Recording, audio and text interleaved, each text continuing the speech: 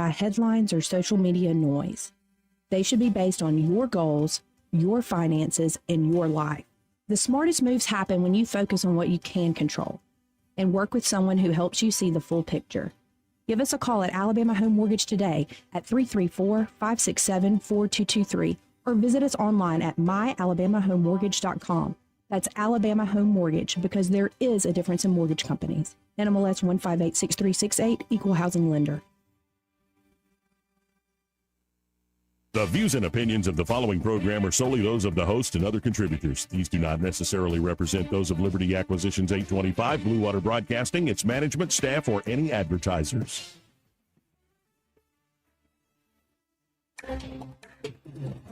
It's time for Montgomery's conversational radio show. It's news and views on News Talk 93.1 FM. To join the conversation, call 272-9228. This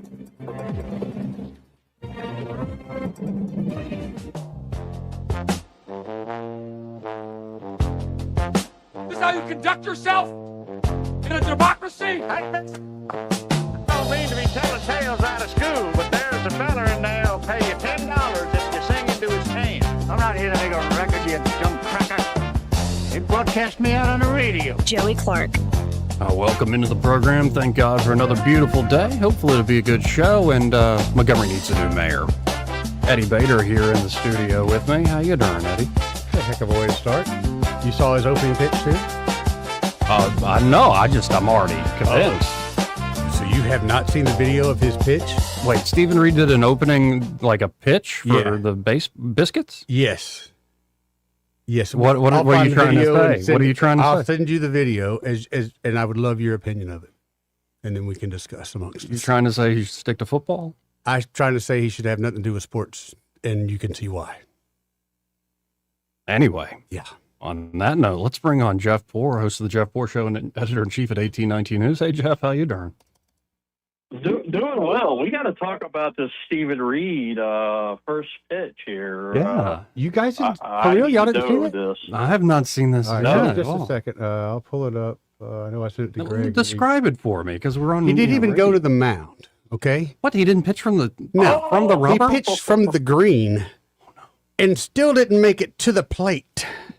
The catcher was already a foot in front of the plate, and he still couldn't make it. It was. You remember Obama's pitch? Yeah. It was with worse. The mom jeans? It was worse. Okay. Yes. What is this beta male that permeates our society? He can't make it to the plate.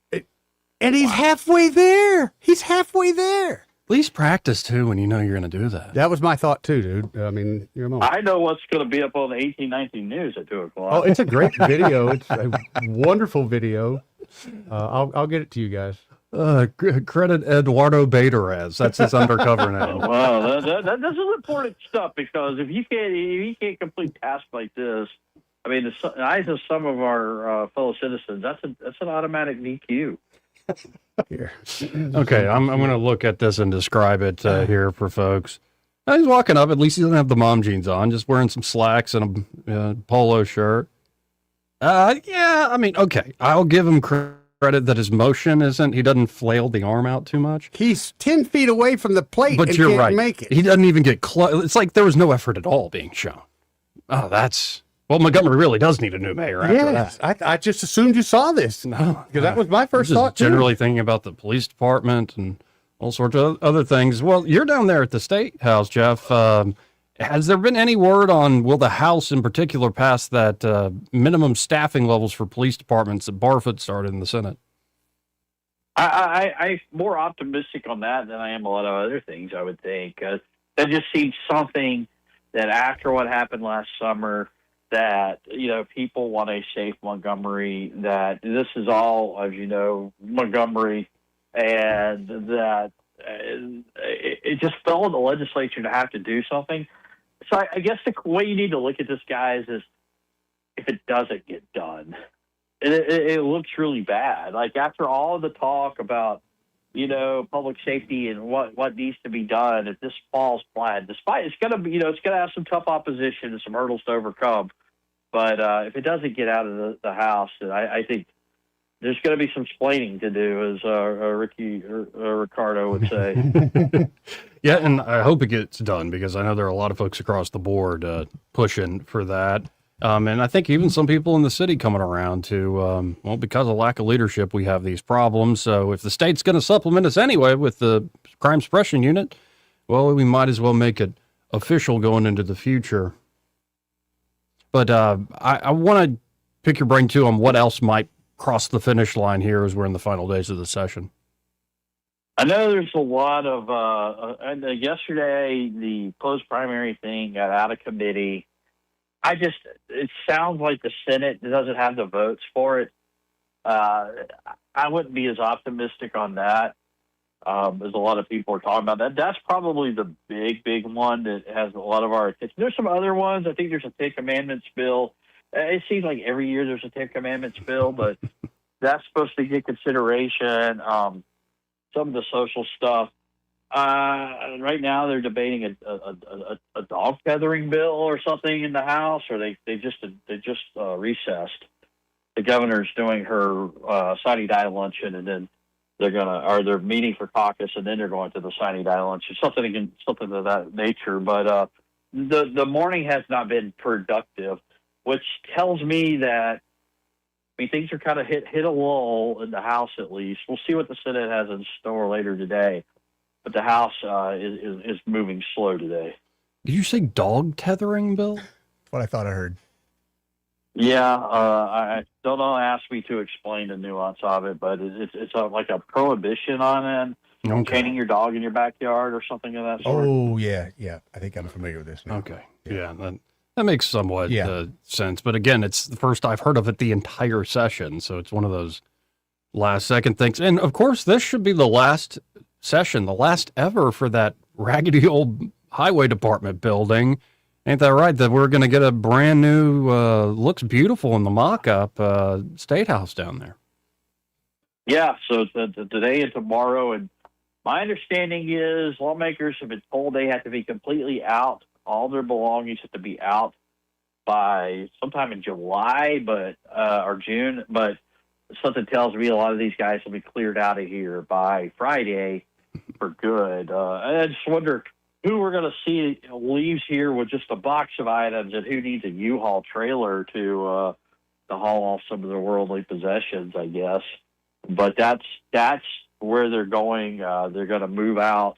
And then I am told that there will be some kind of a rummage sale that if you want a memento from the Alabama State House, or maybe you want some of this mold, looks like 1980s era furniture and furnishings they have here, all beat up, beat up office chairs or whatever. The stories those chairs could tell, Joey. Yeah, what do you mean, Eddie? I'm just saying the stories that those chairs could tell. They've been there 25, 30 years. Yeah, that's a lot of butt sitting on. Yeah. You got some outdated Code of Alabama books. The office I'm in right now from 1975. You got just good kindling. If you wanted a lot of firewood. A nice decorative state's House of Representatives seal that might be on the block. There's all kinds of treasures here. I guess it's in the eyes. Are we just dumpster diving at this point? Yes, they're desperate. they're getting desperate. But and apparently all where that is will all be like a brand new park and like green space down there. So they're expanding that even more with the green space that's already in front of the old Capitol building. Oh boy. Yeah. So it'll be just like the National Mall, except much smaller, I guess. But there'll be a space between the State House and the Capitol. So a lot of people probably think that they meet in the Capitol, but they haven't met in the Capitol since the early 80s. They were renovating the Capitol. They were going to make it nicer for lawmakers, but as it turned out, they decided just to stick with the Highway Department building. This was never meant to be a permanent fix. So here we are 40 years later, and they finally are getting a new State House. This was never meant to be a permanent solution. And I've always heard the stories that they tried to get the city of Montgomery at one time to condemn this building and force the state to build a new State House. And here's what I wonder someday, Joey and Eddie, that we're going to see like class action lawsuits for people having health problems and having to work in this building on a daily basis. The taxpayer is going to have to pay out some settlements here because they just never were able to get the political will, the political ambition to build a new state house. From the outside looking in, does the state house, should that be a priority? Should these lawmakers have a nice place to meet? Because my listeners are like, just let them meet in tents. But yes, my argument for this is just like, you got to, and we learned this during COVID, you got to have a functioning legislative branch in our system. This is the system we agreed to. If you don't have the legislature performing as it's expected to, then you have a heavy-handed executive, and that to me is not really good government at all, as we learned. Now I'm shifting gears, looking at MS Now, and they had a chyron on the bottom saying that Trump engages in ceasefire negotiations after apocalyptic threat against Iran. And I'm very happy that he didn't destroy the entire civilization last night. And I'll get into it, folks, the details. But what a messy ceasefire this is, especially after Israel decided, well, we're going to bomb Beirut like we haven't in a while, in Lebanon, hit Hezbollah hard, and Iran's already making noises, well, we'll close the Strait over that. But, where are you at on this war at this moment? I had one of my Breitbart colleagues make this really, I think, profound point this morning. And he said, we just look at the behavior of Donald Trump and the risk that he takes. He's a risk taker. He takes these big risks, and sometimes to the casual observer, I never would have done that in a million years. And I think that was the case with the Armageddon talk and striking Iran in the first place. This was a big risk. There were going to be repercussions, but if the risk paid off, then you were going to reap the reward. And that's been his track record ever since he's been in real estate when he got his start. And I kind of think we see a little bit of that here. Now, did the risk pay off is the question. Now, that remains to be seen. I don't think that it necessarily has had it's a resounding success. I think, we look at it and do things kind of go back to the status quo where they were on February 27th is the question. But I don't think it was necessarily a catastrophic loss either. We had to endure some pain with some high gas prices. Will people remember that when they go vote here in a few months? What impact does that have on the electorate? But on the other hand, do you set the Iranians back from whatever their destructive ambitions were? Do you set them back a few years? And maybe you could claim that as a victory. Yeah, and I've been in sort of the let's wait and see and not prejudge any of this. And you're right. The gamble, if it pays off, it's one of the gutsiest, boldest moves in American foreign policy in a generation, if not more. And there's a lot of downside to it. It could all fall apart. But as we head into, say, July and all the festivities that'll be had around the 250th anniversary of the nation, if the war's over and gas prices are falling all of a sudden, and you're looking today in markets, oil prices drop like a rock in a great way. But not locally. No, not yet. Yeah. We're getting screwed in that. Yeah. Well, yeah. Both sides of that, yeah. And then I think that gas is going to go up. It always is in the summer. We're going to a different grade. That's part of it. But if we get oil at that $90 a barrel ceiling is the kind of the sweet spot. But if we get it lower back to where it was, I think it's the $70s, $80s a barrel, then you should be okay. If you really want to have some real success, get it down as much as you can and do what you got to do there. But is there enough time is the question, right, to really get the economy firing on all cylinders. Well, I always appreciate your time, Jeff. If folks want to check out what you're up to, how can they do so? It's x.com/Jeff_Poor, but more importantly, always check out 1819 News, 1819news.com. Thanks, man. We'll talk again soon. See you, Jeff. Again, Jeff Poor, always appreciate his time. And yeah, it was our last visit in that old raggedy building. Have you seen some of these mock-ups of the new place? No, I tried, but when I see the liquor building that they built over by Gunner that looks like a stagecoach from the... Oh, no, this one, Todd Stacy did a whole thing with it on Capital Journal, and it's nice. At least the mock-ups. Are we awarding them for doing such a wonderful job? No. I'm saying, I'm just being objective. I mean the legislatures in general. We giving them a great place, hoping they'll do a wonderful job now. It's kind of like when you're trying to do a makeover. Mm-hmm. Like you get somebody new clothes and like tell them to give them a new hairdo and stuff. You ever try to make over a big fresh pile of cow crap, Joey? You are in one of those moods today. A big fresh pile of cow crap. I had to go shake some of these guys' hands today. I'm sorry that you had to do that. They're good and I people. hope you use. They're wonderful people. I hope you had some hand sanitizer. Nah, I've built up an immunity, son. Okay. Yeah. No, hand sanitizer. I think people don't have immunity because they've been sanitizing themselves too much. I'm from the George Carlin School. I go swim in sewage when you're a kid, and then you'll be good. What sewage did you swim in as a child? I'm just saying. Right. I could take you to the place I didn't do where it as swam a child, but, I have been going to Goat Hill for a few years. Oh, well, there's no doubt. Playing into Probably got your something going on here. scatological Just saying. cow crap.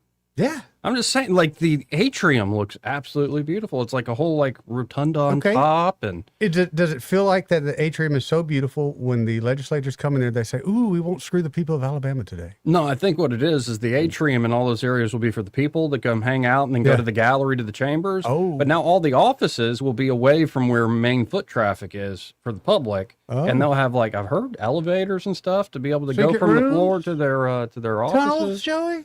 Tunnels.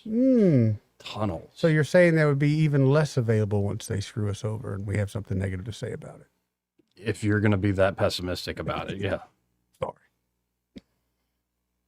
Sorry. Eddie Bader on Facebook. You got any legislators out there that want to send this fella a comment? I think there's things that they could do that are better, but, I wouldn't want to have the job either. So who am I? I wouldn't want that job. Now, this whole ceasefire thing, I was very happy to see the announcement last night, right before 8 o'clock. Kind of deep breath it, go, okay. No, it was more like, oh, yeah, it's kind of what I thought. I mentioned yesterday, like, the big part of that apocalyptic threat. You know what he put in all caps? Who knows? Yeah. Yeah. Well, that's why I was also a little annoyed with, and it's not so much like about being right or wrong on the particular issue. What Tucker Carlson was doing yesterday. I did not like that. And it's not just Tucker, it's just the latest example of so many folks sitting in the critic seat without the weight of responsibility, any decisions. And it's one thing to have an opinion. That's fine. That's cool. That's fine. Like, we enjoy your opinions. That's why we watch Tucker Carlson. But it's another thing when you get into the land of just denunciations and I'll never work with you again and like accusation and all this stuff. And go check out the online space. And God love you folks that don't pay attention to that stuff. You're smart for not paying attention to it. But it still does affect the culture. And I think you want to talk about a sewage pipe.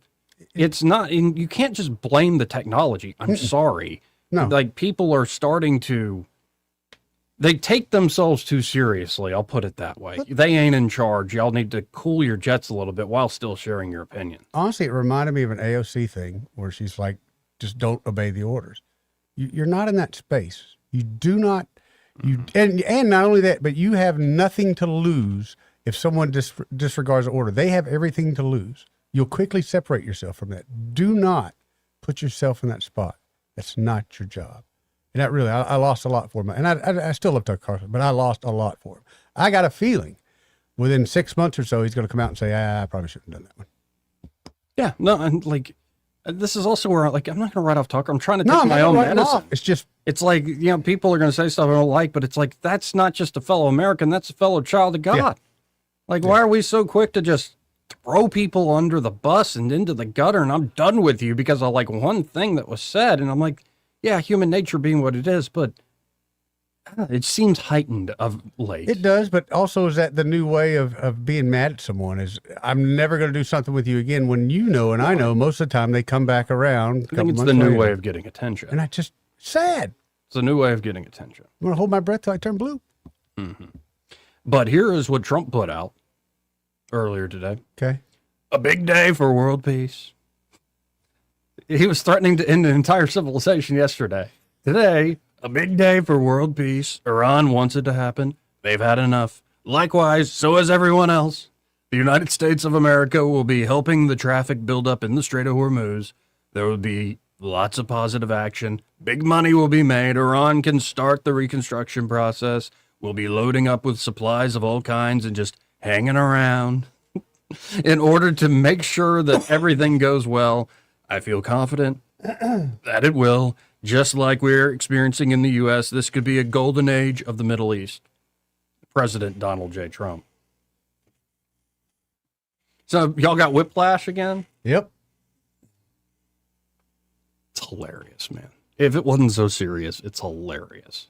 Trump goes on to say in another True Social post, the United States will work closely with Iran, which we have determined has gone through what would be a very productive regime change. There will be no enrichment of uranium, and the United States will, working with Iran, dig up and remove all the deeply buried B-2 bombers, nuclear dust.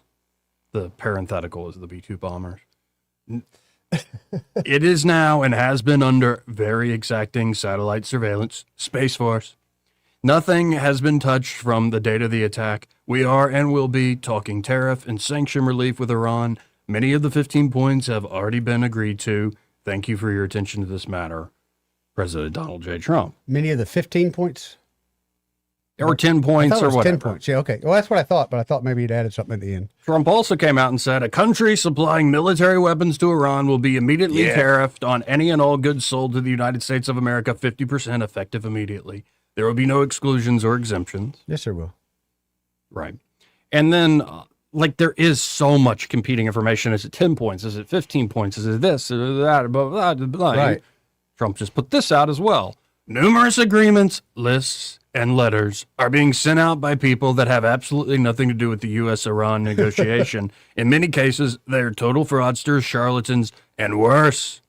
They will be rapidly exposed after our federal investigation is completed. There's only one group of meaningful points that are acceptable to the United States, and we will be discussing them behind closed doors during these negotiations. These are the points that are the basis on which we agreed to a ceasefire. It is something that is reasonable and can easily be dispensed with. It's very much like fake news CNN last night headlining a source that had no power or authority to write a letter claiming great authority. President Donald J. Trump. Well, as an everyday person, American, I don't know who they're negotiating with. I don't know if it's Ahmed or whoever. I don't know.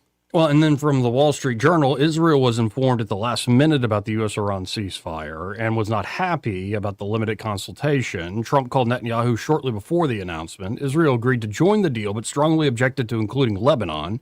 Israel now says the ceasefire applies only to Iran and that it will continue to strike Hezbollah in Lebanon. In fact, Israel did do that, and massive attacks in Beirut. And so Iran has claimed they've closed the Strait now in response to defending their brothers in Hezbollah.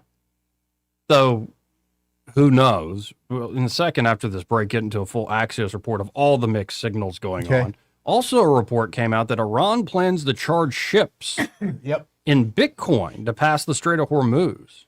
$1 per barrel, payable instantly in BTC and Bitcoin. Okay, I think you and I could go over there right now and do that kind of thing. No one's going to know. They're just going to pay to whoever and wherever. Sure. Well, and then some in the U.S. Government said, no, there's not going to be any tolls. You're right. And then Trump came out and said, we might have a joint toll system. You know this. Tolls? I never thought of that. Now and by the way, on the Bitcoin thing, the New York Times put an investigative reporter on it, and they figured out the inventor of Bitcoin, Satoshi Nakamoto. No, they didn't. Oh. It's like some guy named Adam. And everybody in the Bitcoin community is like, yeah, we thought it was him 5 years ago. You dopes. It's such a tight-knit own thing, its own community that as soon as a corporate media type comes in and goes, well, we think we figured it out. Nerd. It's like, no, you didn't. A nerd calling a nerd a nerd. Oh, it's Hal Finney. No, it's not. No, it's somebody else. And that, by the way, is one of the coolest things about Bitcoin is that whoever made it, whether it's a man or a group of people, had stayed completely quiet. They have shut the F up, excuse me for using harsh letters. And what happens is that removes the human element in a large way. Also, and it's just let this protocol run. That tells you, though, it might just be one person, but it's very few because not a lot of people can keep their. Oh, and there's theories that it's the CIA or it's DARPA or it's Ross Perot. That would be something. Ross Perot here from the grave. I'm back. You thought I flew away with my ears. I didn't. I've been here the whole time. In the Mr. Ross shadows. Perot. We could use some Ross Perot in this country. Could use that sort of common sense. Who put it on MS Now, by the way? I was going to ask you that if you were just depressed or No, I didn't put it on there. Aaron, who's that? Aaron. Aaron with the Cook political reporter. You got my glasses. I can't see that far. Yeah, she's kind of cute. Whatever. What do you mean? You're so harsh on women. I know. It's getting worse too, but yeah, she's not a winner, Joey. She is not a winner. Just from looking at her? Yep. That's just mean. I'm agreeing with you 100%, but I see so many flaws. I need a mirror. I need a mirror. Don't, Joey. Don't. Look at the stream. I refuse to look in the mirror. I It's see. very healthy for Let me. me look at the stream. So many flaws. So many flaws. Wow. Yeah. In That's why myself and you. Like, look at us. This raggedy crew here. Why? What? I think I look good today. I need a haircut. You need a haircut? Bad. We hit the Chinese buffet today too. I might have some indigestion before it's over with. What did you eat at the buffet? Spicy shrimp, like the jalapeno shrimp. Of course, I got the little pork poppers. Things were good. Had some of those Chinese donuts. I knew you got the Chinese donuts. The things with the syrup and a little bit of sugar on them. But this Chinese buffet, I don't know if all of them have this, but this one, they have Cheetos. They have. Did you get some wontons, some cream cheese wontons? I did get a wonton thing, but I didn't put the cream cheese in there. I got the little soy sauce on that one. But they have Cheetos, chocolate chip cookies, marshmallows. Anyway, yesterday we thought a civilization is going to be wiped off the map, possibly even a nuke. Mark Levin was doing that. And now today, Trump's saying, great day for world peace. Great day for world peace. JD, get on it, JD. Get on it, Marco. Yeah, Marco. Do it, Jared. I'm liking the Marco. Steve. I think Marco's going to be the next prez. I think he's going to bump JD out. You think so? Yep. Yeah, that's very possible. Going with action, man. That dude's full of action right now. Anyway, we got to hit this break. All We'll right. be right back after this. He may not know whether he's coming or going, but whether you're going to work or coming home, Greg Budell is there. Mornings 6 till 9 and afternoons 3 till 6. Only on News Talk 93.1 FM WACV. Welcome to Eclectic Coins, Montgomery's largest coin dealer, specializing in buying and selling investment-grade gold and silver coins. And they have a large selection of rare coins and coins from around the world. Visit them at 543 Northeastern Boulevard or on the web at eclecticcoins.com. Eclectic Coins, where collectors who know go. We get this question all the time. Do you handle that? Buying or selling a home? Yes. Commercial? Yes. Land or investments? Absolutely. Hannah and Eddie Realty Group. One team. Every real estate move. 334-322-0662. Finding great candidates to hire can be like, well, trying to find a needle in a haystack, but not with ZipRecruiter. Its powerful technology actively finds and invites qualified candidates to apply to your job. So while other companies might deliver a lot of hay, ZipRecruiter finds you the needle in the haystack. See why 4 out of 5 employers who post a job on ZipRecruiter get a quality candidate within the first day. Try ZipRecruiter for free at ZipRecruiter.com/free. That's ZipRecruiter.com/free. ZipRecruiter. The employees of Adams Drugs would like to thank you for trusting us with your health care in 2025. We look forward to serving you and your family in 2026. You will continue to enjoy the same services such as immunizations, compounding, medication therapy management, delivery service, and wellness clinics, to name a few. Looking for that perfect gift for a loved one? Visit our Emily B. gift shop and find everything from Tyler candles to scout bags. Gift wrapping is available. If you have not visited Adams Drugs and experienced the award-winning customer service, we ask you to consider us for your prescription care in 2026. We have 12 convenient locations to serve you in the River Region. 8 in Montgomery, 1 in Wetumpka, Prattville, Millbrook, and Pine Level, Marbury. Please find us at adamsdrugs.net for the location that is nearest to you. Adams Drugs is your local, independently owned Health Mart pharmacy.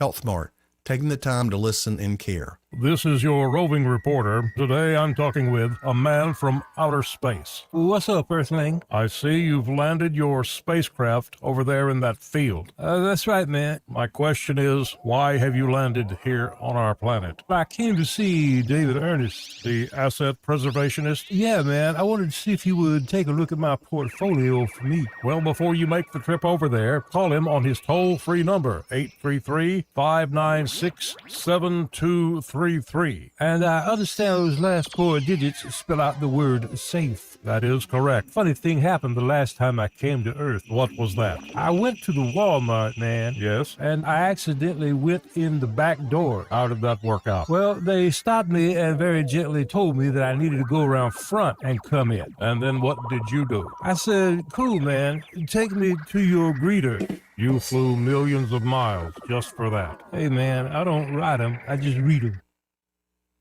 Rich Thomas Weather is brought to you by Wiley Sanders Truck Lines. Wiley Sanders Truck Lines is offering right now a $2,500 bonus just to sign up and drive for a God-friendly family for truckers. Call Wiley Sanders. You'll get a $2,500 sign-on bonus right now.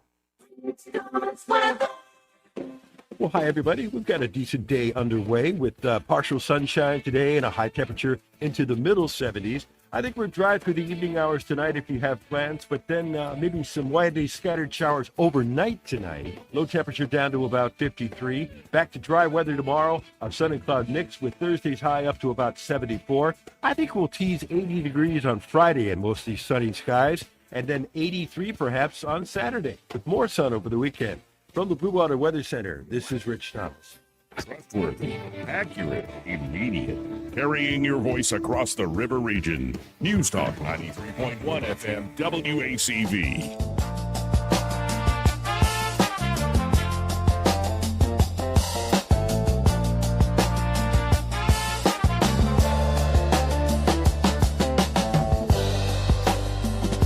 Joey Clark. Y'all don't understand how hard it is to sometimes do this show. With this joker right here. This is like therapy for me sometimes, Joey. Just don't know how hard it is. Pretty hard. Hey, shut up. You shut up. You shut up while you're talking to me. I'm going to have to go to confession because of you. I'll go with you. I'll be right behind you. You need it. But I do have a question about confession. Very serious question. Okay. If someone they convert to Catholics, okay? When they go to confession, I mean, there's 30, 40 years of stuff. How do you just got to brush over that? Or are you really going to keep the guy there for hours on end while you try to go over every indiscretion you ever had? I mean, I'm not a priest, so I don't know exactly. But you got experience in that. Yeah, I did categories. What is that? That's like they'll give you, there's a little pamphlet before you go with the 10 Commandments. Okay. And like all the things that fall under that sort of thing. Okay. And so you can be like, I've all of them. Yeah, that's okay, good. There's a box for that. Right. And say, but then like there are categories of things like pride. There's so many different things you did over 10, 20, 30 years that are prideful. Comfort. Giving in to like, turning the bread or turning stones into bread, the first temptation of Christ in the desert. Yeah. Like despairing.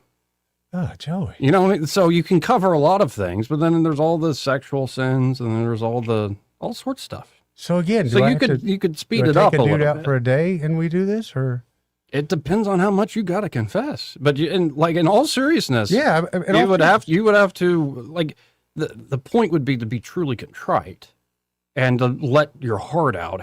You let your heart out. It might not be like you just sit there and list every little thing you ever did wrong. Could you just say I've done so wrong and I want to be right? I mean, do you have to? You would start with what the church calls the mortal sins. Okay. Like all sin is wrong. Mm-hmm. But there are certain things that are like mortal sins that really harm your relationship. I understand that. Yeah. Like you murdered a guy. Or you gotta go there first. Or in most cases in this society, like you slept around outside of I bet. Fornication or adultery. I bet that's very popular nowadays. Masturbation, all that sort of stuff. You got really that too? Mm-hmm. Mm-hmm. Okay. So if you're ready to sign up for convert, you got to go through whole classes and everything. Do you get to like during the classes have like miniature confessions throughout the way, so it won't be so long when you finally do the one? I don't know exactly. Again, I've never been through the process. I was a cradle Catholic. Kind of feel like yours might have been the way to go. Yeah, I got it all out of the way like early. Yeah. As you grow up. Interesting. Well, appreciate that. Oh, you're welcome. Appreciate that. It's hard. It's so hard. Y'all know how hard it is. You don't know how long I've been wanting to ask you this question. Do the show with this fella. Like, I'm completely off guard. The conversation we're having off air, and now you're asking me about a sacrament. Like, what in the world is this? These are questions I have for someone that I know has the answers. I don't. You've answered very well so far. I give you 88. Yeah. Well, and also watch out for presumption. It's like, I'm going to go and do all this stuff knowing that I'm going to ask for forgiveness later. That in and of itself is a really bad one. That's the wrong one, huh? It's a really bad one to do. You got some rules. Yeah. Okay. But if you think about it just logically, like that's a pretty good reason. Like, It is. to be against that. Can't You argue can't be with that. presuming. I can't argue with that. That is pretty good. Let's go to Sam. Hey, Sammy. What up, Sammy? Gentlemen, thank you for taking my call. You know, and luck would have it, I can answer Eddie's question. Okay.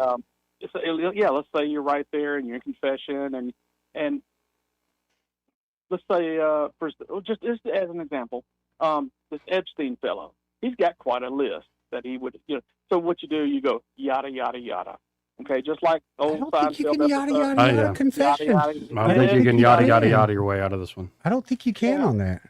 I bought an island, yada yada yada. Anyway. Invited some people to go snorkeling, yada yada yada. Yeah. Yada yada yada. Yeah. I hung out with the president, yada yada yada. Yada yada. Yeah. Exactly. Yeah, we fed them jerky. That's awful. Hey, listen, guys. The only reason I called, I was telling Eddie earlier. Yesterday, that feel in the air, it was palatable. Everybody I was around could feel it, and everybody's stomach was tight. And it's just, even though the war continues and it may just get awful, much more awful before it ends. Yeah. Still today, the feeling is there's just so much pressure relief that cooler heads have prevailed, and peace is being pursued. And it's good. It's nice to see both of y'all. Gentlemen, like I said yesterday, it showed y'all was uptight and like I said, people. Anyways, it affected us all. It did. It was like a tribalism. The tribes under attack or fear, but it really was. That's why I believe in the power of prayer. 100%. Through unity, we have strength, and amen. And and hopefully we can get through this without just getting worse. Catching the earth on fire. That was it, man. That was it. I asked you Eddie's question. All right. Well, thank you, Sammy. Okay. I gotta go to town and be busy, but I just wanted to touch base. Wish me luck. I'll get back to that tomorrow. Let me go, guys. All right. See you, Sammy. Appreciate it, Sam. 2729228. Let's go to Soldier Boy. Soldier Boy. Hey, did you hear about that shooting the other night? Which one, Soldier Boy? There's quite a few. Well, you remember the rappers. What's his name? Offset got shot last night. Is that the one that was off Gatsby Lane? I think that was night before last. No. This is on night over in Atlanta. Oh, okay. Remember that they used to have a group called the Three Amigos, I guess, and one of them got shot and killed, and there was only two left, and now this one's trying to get shot and killed. I guess they want to live the hard life. They're going to choose the hard life, and he was shot, and the guy that arrested him was another rapper. Oh my goodness, It's sad. Hey, I want to talk about the Trump cool down period. Okay. Big mistake, Mr. Trump. Yeah. Big mistake. No, the one amigo, by the way, the one amigo doesn't have the same ring as Three Amigos. No, he's just called a loser. No. Anyway, you think Trump's made a mistake with this ceasefire? Well, I did a total of 2 tours, one for 16 months and one for 18 months when I was in the green zone of Baghdad, in Fallujah, and Taji, okay? Mm-hmm. And I got a chance, the opportunity to work with the director of the Ministry of Defense, and he spoke perfect English and everything. And he had a Cockney accent. I said, "Where'd you get to?" He says he went to Oxford schooling, and he was raised in London, England. He says. And because it was a Ramadan, he's got a bottle of Jack on the table and smoking cigarettes. And I was like, "It's a Ramadan, Colonel." He goes, those are for the nuts. Those are the crazies. He says, "You know what's going to happen, Soldier Boy, when you guys leave." I go, "What's that?" He says, "Things are going to go back to the way they were." Yep. You got to understand something. We had the Sunni and the Shiites, on a bus, and they were ready to kill each other we were trying to do a payday roll, cash with a box and everything, sign their name. They got about 4 names because these people are tribal people. And the Quran says you can kill, lie, cheat, steal for the betterment It's all okay. It's not like the Bible. Thou shalt not kill, thou shalt not lie, and thou shalt not covet another man's wife. You know, Or his livestock. That's just, yeah. Well, that too, and over there probably. Yeah. But here's the whole problem about it is all they're doing. I read in there that China is sending them parts. Yep. Like I said yesterday, they're sending them parts that they're going to replenish their missiles, Yep. rearm, and I don't understand what Mr. Trump. He got some, like you said earlier in your intro today. He got some bad info again. But let me ask you though, why do you think you have better info than the president? Why? Because maybe how long has the president lived with them? It's a good Not question, one but he's damn also the president with probably advisors who've done a lot of time in that part of the world. Advisors that probably not spend one damn day. Ollie North didn't spend one day. He was off the rocker too. Okay, you're not going to have an overthrow of the government unless those people have weapons and guns, which they don't. They don't.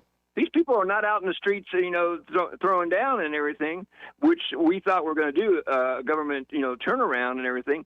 But these people are scared to get out in the streets. They're afraid to die. These people still have control inside their own, and there's nothing we can do about it. There's no regime change because they signed a what do you call it? No fighting, ceasefire Okay, you signed it. Who signed it? Everybody that was in charge has been dead already now. Who do you know who's in charge? And the person who said it could have been a 10-year-old kid over a radio talking to somebody in the State Department. You don't know who's running the show over there. Would you agree with that?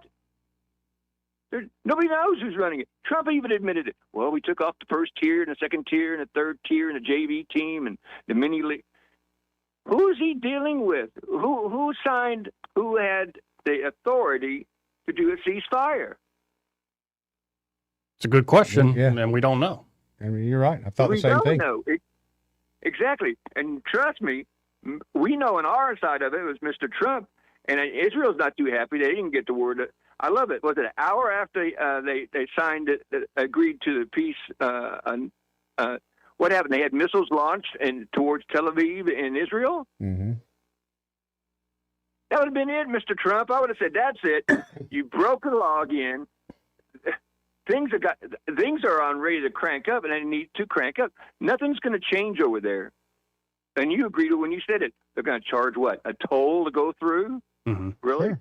Well, then with Bitcoin? Yeah, really? then we'll see. I'm just saying it like I don't know why you're so certain the president's wrong on this and doesn't know what he's doing at all.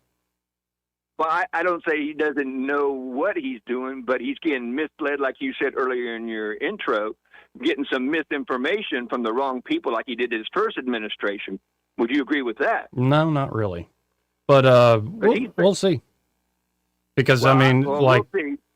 Let's let it play out. There's a lot of noise being made. I mean, as I'm looking at it, you have White House spokesperson Caroline Leavitt says Iran has agreed to open the Strait of Hormuz. Then you have Netanyahu, and the strike's already happened, saying the temporary ceasefire with Iran will not include Lebanon. Today, we have given Hezbollah the strongest blow they have suffered since the pagers.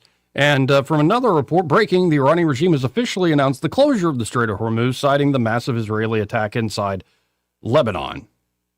Now, I have a sense Trump's still going to follow through with the conversations that will be had with apparently the vice president leading it. Well, they said the president's talking to the ambassador over there. Yeah. Again, we don't know the exact players that they're interfacing with, but your point's made loud and clear, man. And we'll see how long this holds. Doesn't look like it's holding, and if it's even held in the beginning. Well, so just destroy the whole civilization then? No, I'm not saying that, but fight this fire with fire. I'm a firm believer in that. When I was over there, they fired weapons from the top of the University of Baghdad. They fired from the top of mosques. They fired mortar shells from the top of hospitals. There's no Geneva rules on fighting this. It's like the movie with Mel Gibson? Yeah. When the British wanted to fight with them, they didn't like being shot, from the woods and the angles and blind spots and everything. They didn't come out and fight.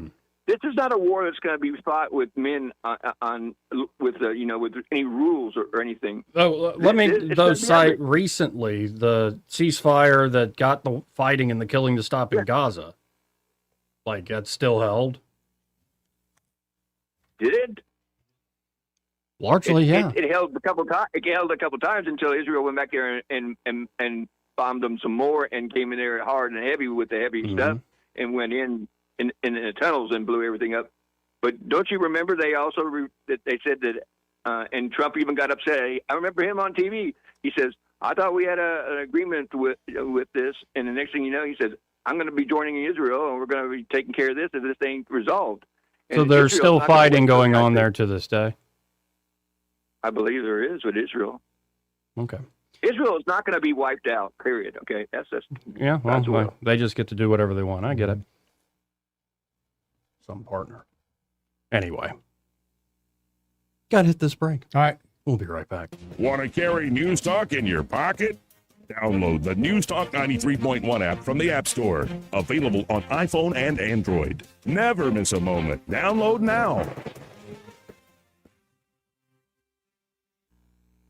For too long, Alabama's statewide news companies have shamed us for our conservative Christian values. Alabama deserves a news company that cherishes our culture, a company that isn't bought and paid for by the powers that be. 1819 News is that company. Run by Alabamians for Alabamians, 1819 News celebrates what is good and beautiful about our state, while exposing those who work against our values in secret. Just go to 1819news.com to learn more. Subscribe to our newsletter. That's 1819news.com. When your tax refund comes, put it on the floor and walk on it. Revitalize the look and feel of your home with new floors from Prattville Carpet. With faster and better service than the big box stores and luxury vinyl planks starting as low as $4.99 per square foot. You'll enjoy that tax refund turned flooring every single day. Hi, I'm Ray Bowles from Prattville Carpet. If you're looking for waterproof carpet, hardwood, laminate, vinyl plank, or ceramic tile, call us today for your free measurement. Dial 285-8117 or visit PrattvilleCarpet.com. Prattville Carpet, we're more than just carpet.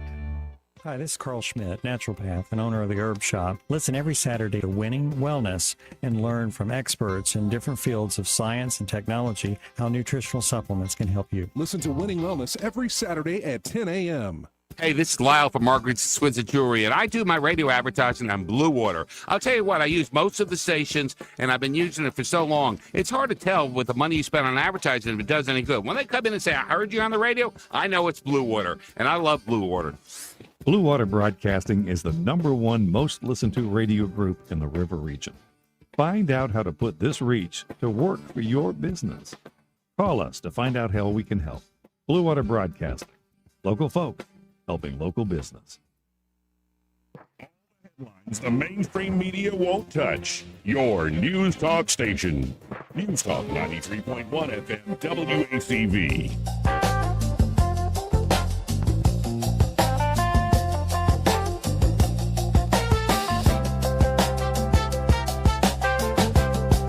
Joey Clark. So hard with this guy. Saying all sorts of crazy stuff off air. Just making sure you're aware. Let's go to the phones and talk to Austin Baranko with Invista Advisors. Hey, Austin, how you doing today? Having a good Wednesday, Joey. How are you and Eddie? We're good. We're good, better man. than yesterday, Oh, but yeah. it looks like also the markets are better than yesterday. What's the reaction, especially to this geopolitical news? Yeah, that's a breath of fresh air. We've really been needing a ceasefire.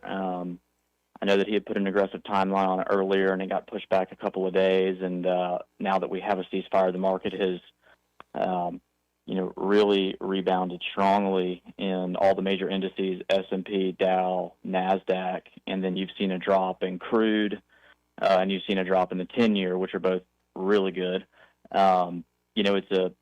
We're not back to where we were. We're probably 200 points off the high in the S&P. But if we have more of this continue, I think that it would be a good thing. But, it's kind of schizophrenic right now with the way that the conflict is being handled. So we have, I think, a 2-week ceasefire. I think for the next 2 weeks, things will mellow out a bit, and then we'll see where we stand in 2 weeks. But if this continues and we can get true resolution, I think it's going to be good all the way around. Yeah, and then you got to wonder about, like, I'm already starting to think what are going to second quarter, say, GDP reports going to look like, and especially how does that affect Main Street with this sort of blip, I guess, bleeding in from the first to the second quarter. I just wonder.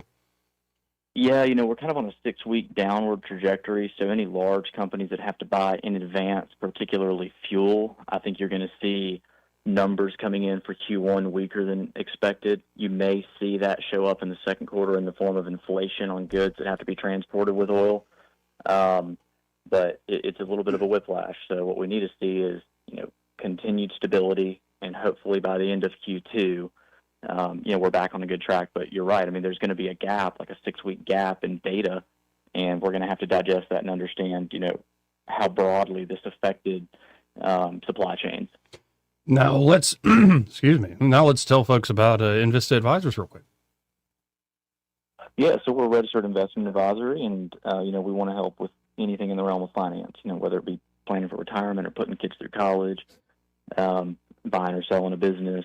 If you need help with accounting needs, we've got a great partner accounting firm we work with. So anything in the realm of finance, if you don't have somebody working for you or with you, we'd love the opportunity to be that person.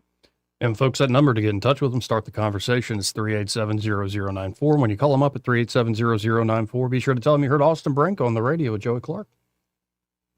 Awesome. Well, thank you, Joey, and you and Eddie have a great day. You too. See you. Thanks, man. Again, that's Austin Branco with Invista Advisors. The opinions voiced in this material are for general information only and are not intended to provide specific advice or recommendations for any individual. All performance referenced is historical and is no guarantee of future results. All indices are unmanaged and may not be invested into directly. The opinions expressed in this material do not necessarily reflect the views of LPL Financial. Securities offered through LPL Financial, member FINRA SIPC. Investment advice is offered through Invista Advisors, registered investment advisor and separate entity from LPL Financial. Let's go to Robert. Hey, Robert, how you doing? Good. How are you today? I'm great. Hey, just as a disclaimer, I'm not the biggest Trump fan. I was probably one of the biggest in 2016, one of the first. Okay. And I don't know if you remember that when they had like 17 Republicans on the stage back then. Oh yeah. And they asked all the Democrats and all the Republicans the same thing, would you shoot Russian planes out of the sky over Syria? All the Democrats said yes.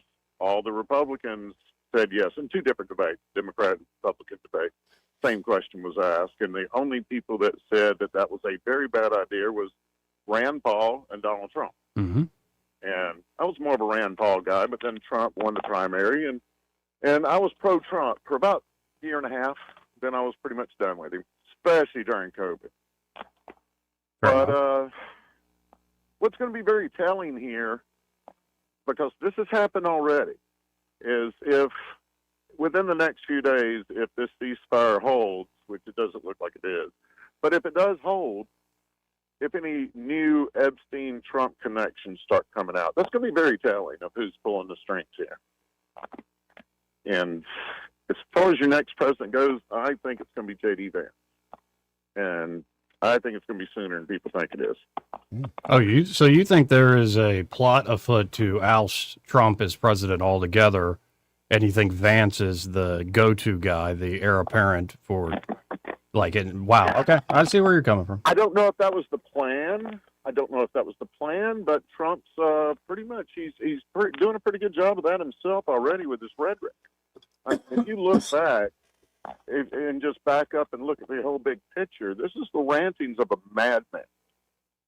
I mean, this past whole couple months. Just madness? There's no method to the madness at all?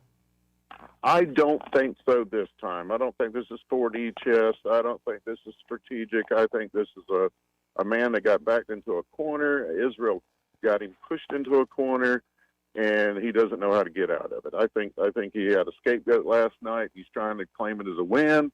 But if I agree to all your terms, I can't call myself a winner. Yeah, but they're already claiming that those aren't the 10 points of Iran aren't the 10 points he's talking about. Yeah, after his deadline hit last night. Yeah. So I don't know. I just don't see it. I don't see him lasting. I just don't. He's 79 years old, and he's just gotten worse and worse as far as his ranting goes. So Well, we'll see how it plays out. I'd still rather have him than Kamala, but it is with you on that. Yeah. I'm sad about our choices that we have. Well, I appreciate the frank predictions on this and perspective. Appreciate it, Robert. Call again. Okay. Thank you, Robert. Sir. Have a good day. See you, buddy. 272-9228. Yeah, no, I'm happy to hear all sorts of prognostications about what might occur here in the next few months. You making a ton of money on Bitcoin right now? Am I making a ton of money? No. Well, because you can buy those seats on the Virgin Atlantic flight again. They're back open. $750,000 gets you a flight around the ride that they did where they go around the moon and they come back. Oh, yeah. No, I don't have that sort of change on. You think I'd still be doing this? Well, Joey, I mean, what can you put a price on that kind of experience for one? Yes, $750,000. And that's up from $600,000 a year ago. You can literally, you just set the price. And they have 675 people waiting already. We're in the wrong business, bro. That size said it all. Y'all stay tuned. More after this. Broadcasting from the Riverside Chevrolet Master Control Center, this is WACV Cusana, News Talk 93.1 FM. When it's Chevy, it's Riverside. With SRN News, I'm Bob Agnew in Washington. The markets are responding well to the good news of a ceasefire between the U.S., Israel, and Iran. Right now, it is the Dow Jones Industrial Average up by 1,230 points. The NASDAQ up by 627. The S&P 500 up by 157 at this hour. There have been a few breaches of the ceasefire. Iran continue to fire at least some small attacks at its nearby neighbors, and Israel says it is not going to stop its attacks against the Hezbollah terrorist group. It's been attacking it from southern Lebanon. Also at SRNews.com, President Trump says the U.S. will work with Iran to, quote, dig up and remove its enriched uranium. He wrote online the U.S. would remove any nuclear dust from the bomb sites of last summer's military strikes, and that, quote, there will be no enrichment of uranium by Iran. This is SRN News. Hi, Mike Gallagher here, host of the Mike Gallagher Show. As we head into spring, there's some good news in the housing market. Rates have recently dropped. When rates drop, payments can drop. That can mean hundreds of dollars a month back in your pocket, money you can use to pay bills, reduce debt, or strengthen your financial position. That's why this is the time to talk to my friends at Fellowship Home Loans. They're helping homeowners refinance into lower rates and reduce their monthly mortgage payments. Fellowship also offers a fixed rate line of credit for home projects or consolidating a high interest debt with fast approval and a predictable rate. Remember, many people still qualify to skip their next 2 mortgage payments. That's 2 months of breathing room while you reposition financially. I've used Fellowship personally. I trust these guys. Before you make your next move, go to fellowshiphomeloans.com/Mike G, fellowshiphomeloans.com/Mike G, or call 800-510-MIKE, 800-510-MIKE. Fellowship Home Loans, mortgage lending by the book. Nationwide Mortgage Bankers, DBA Fellowship Home Loans, Equal Housing Lender, NMLS number 8193. Rich Thomas Weather brought to you by M&M Outdoors. Book your stay today at MNMCampground.com for relaxation at its best. It's easy to find and hard to leave. M&M Outdoors, your home away from home. Well, hi, everybody. We've got a decent day underway with partial sunshine today and a high temperature into the middle 70s. I think we'll drive through the evening hours tonight if you have plans, but then maybe some widely scattered showers overnight tonight. Low temperature down to about 53. Back to dry weather tomorrow. A sun and cloud mix with Thursday's high up to about 74. I think we'll tease 80 degrees on Friday and mostly sunny skies, and then 83 perhaps on Saturday with more sun over the weekend. From the Blue Water Weather Center, this is Rich Thomas. CB&S Bank, serving families and communities since 1906. Proud to be named 16th best performing bank nationally in their asset category by American Banker. Learn more at cbsbank.com.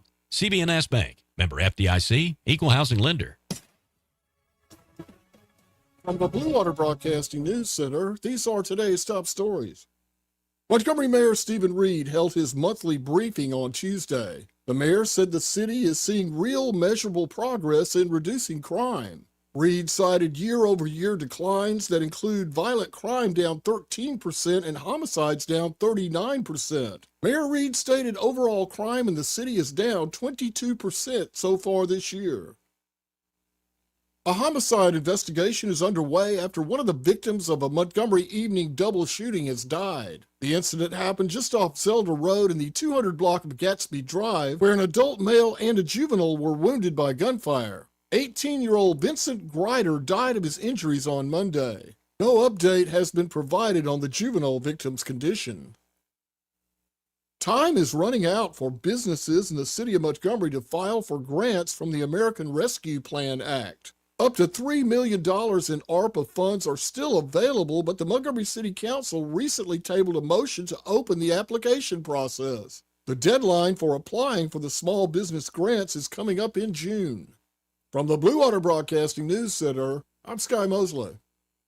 This hour of news and views is brought to you by our good friends at Alabama Home Mortgage. Alabama Home Mortgage, 567-4223. Visit them on the web at myalabamahomemortgage.com. NMLS number 1586368, an equal housing lender.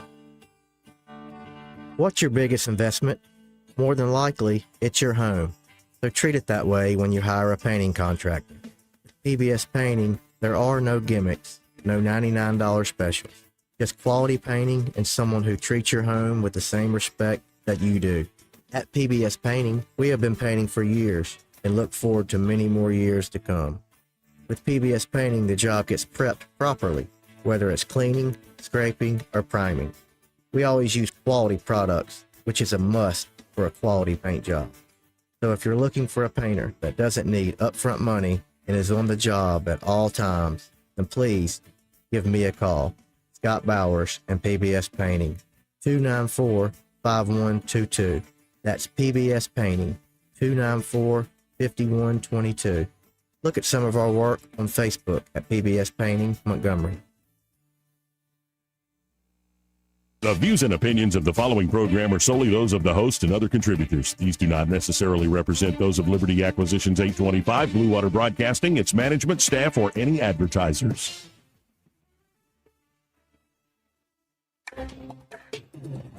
It's time for Montgomery's conversational radio show. It's news and views on News Talk 93.1 FM. To join the conversation, call 272-9228.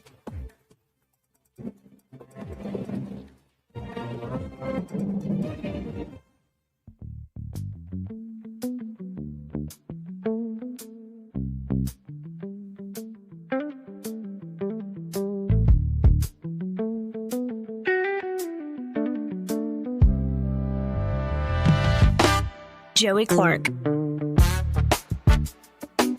Welcome back. Now, we have the Vice President of the United States who's supposed to be the point man on the negotiations. Okay.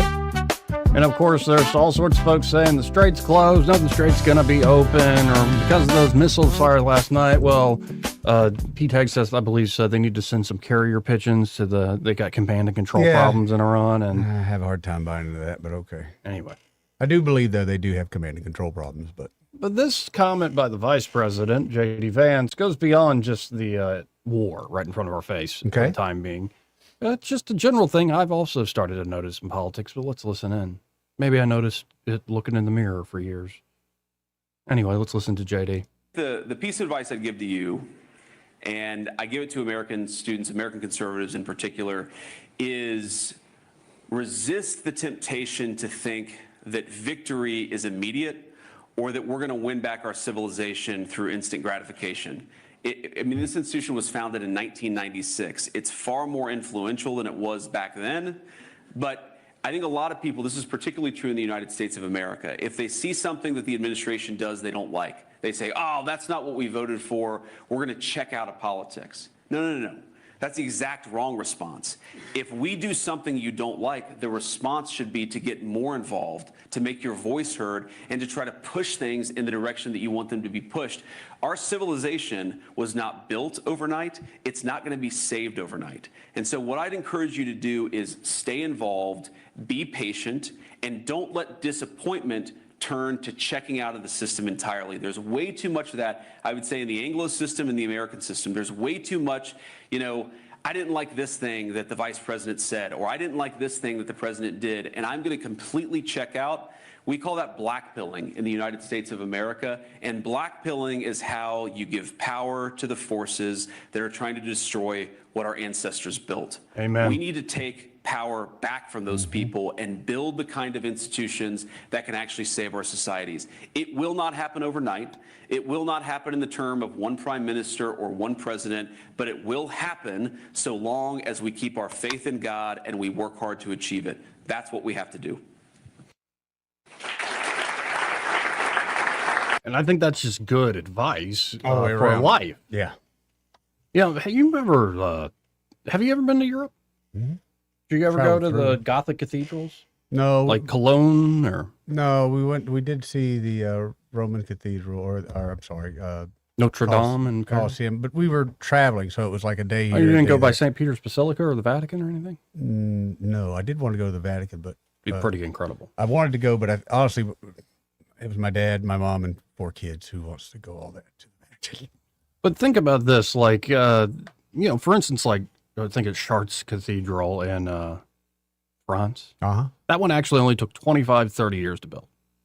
With no modern tools, too. Pretty amazing, yeah. Built from 1220 by 1220, 1225. A lot of those. Pretty incredible. A lot of those older churches and older things like that. The thing that kills me is they were built such short a period of time, but no modern tools. But that was a rebuild after a major fire in 1194, so that wasn't from the ground up. So you think of like the great, like Milan Cathedral in Italy, began in 1386 and wasn't fully finished until the mid 20th century, nearly 600 years. Took 600 years to build. Notre Dame in Paris, roughly 182 years in total to build and to finish. The Cologne Cathedral, exactly 632 years from 1248, fully completed in 1880. And so could you imagine when you're, say just the Cologne Cathedral, you're starting it in 1248, and you don't know when it'll be finished. Right. You just have this vision. And, lately I'm working on for the magazine for 1819, like, what does it mean to inherit or pass on generational change, family legacy, these sorts of things. Mm-hmm. And in some ways, I think it has much more to do with the unseen things of this world. Because to build something that magnificent as the Cologne Cathedral, and to build something that when you start, without especially modern technology or tools or stuff, is going to take 10, 20, 30, 40 generations of men that you hope will continue the project. You have to have faith in something unseen. One thing I worry about is these beautiful cathedrals there in Europe. They're still beautiful in that outward beauty, that outward accomplishment put together by generations over centuries is there. But you got to wonder how many folks have the appreciation for the unseen thing that motivated those folks to create these castles essentially built to honor God.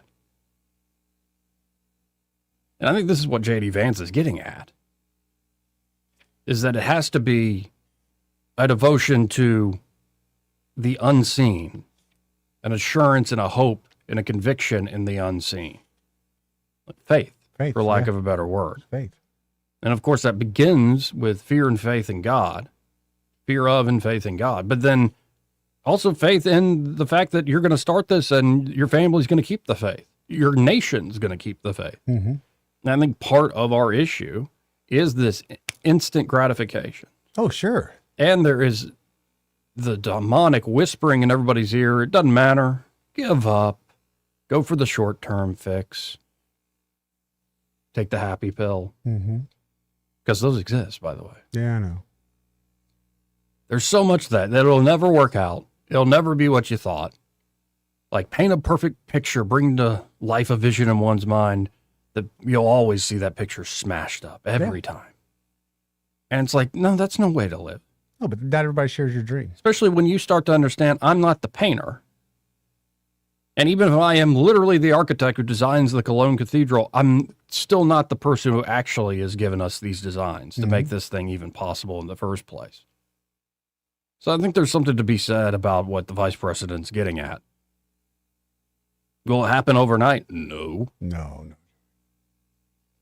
But can we head in the right direction despite pain, suffering, and maybe having to take a crap load of medicine? Us very much in need of a physician? Yeah, probably. But that's one thing that does continue to take me aback is like how long some of these things that we've inherited it took to make, and the undergirding foundations it took people and gave people the fortitude to make these things and to endure and keep that going.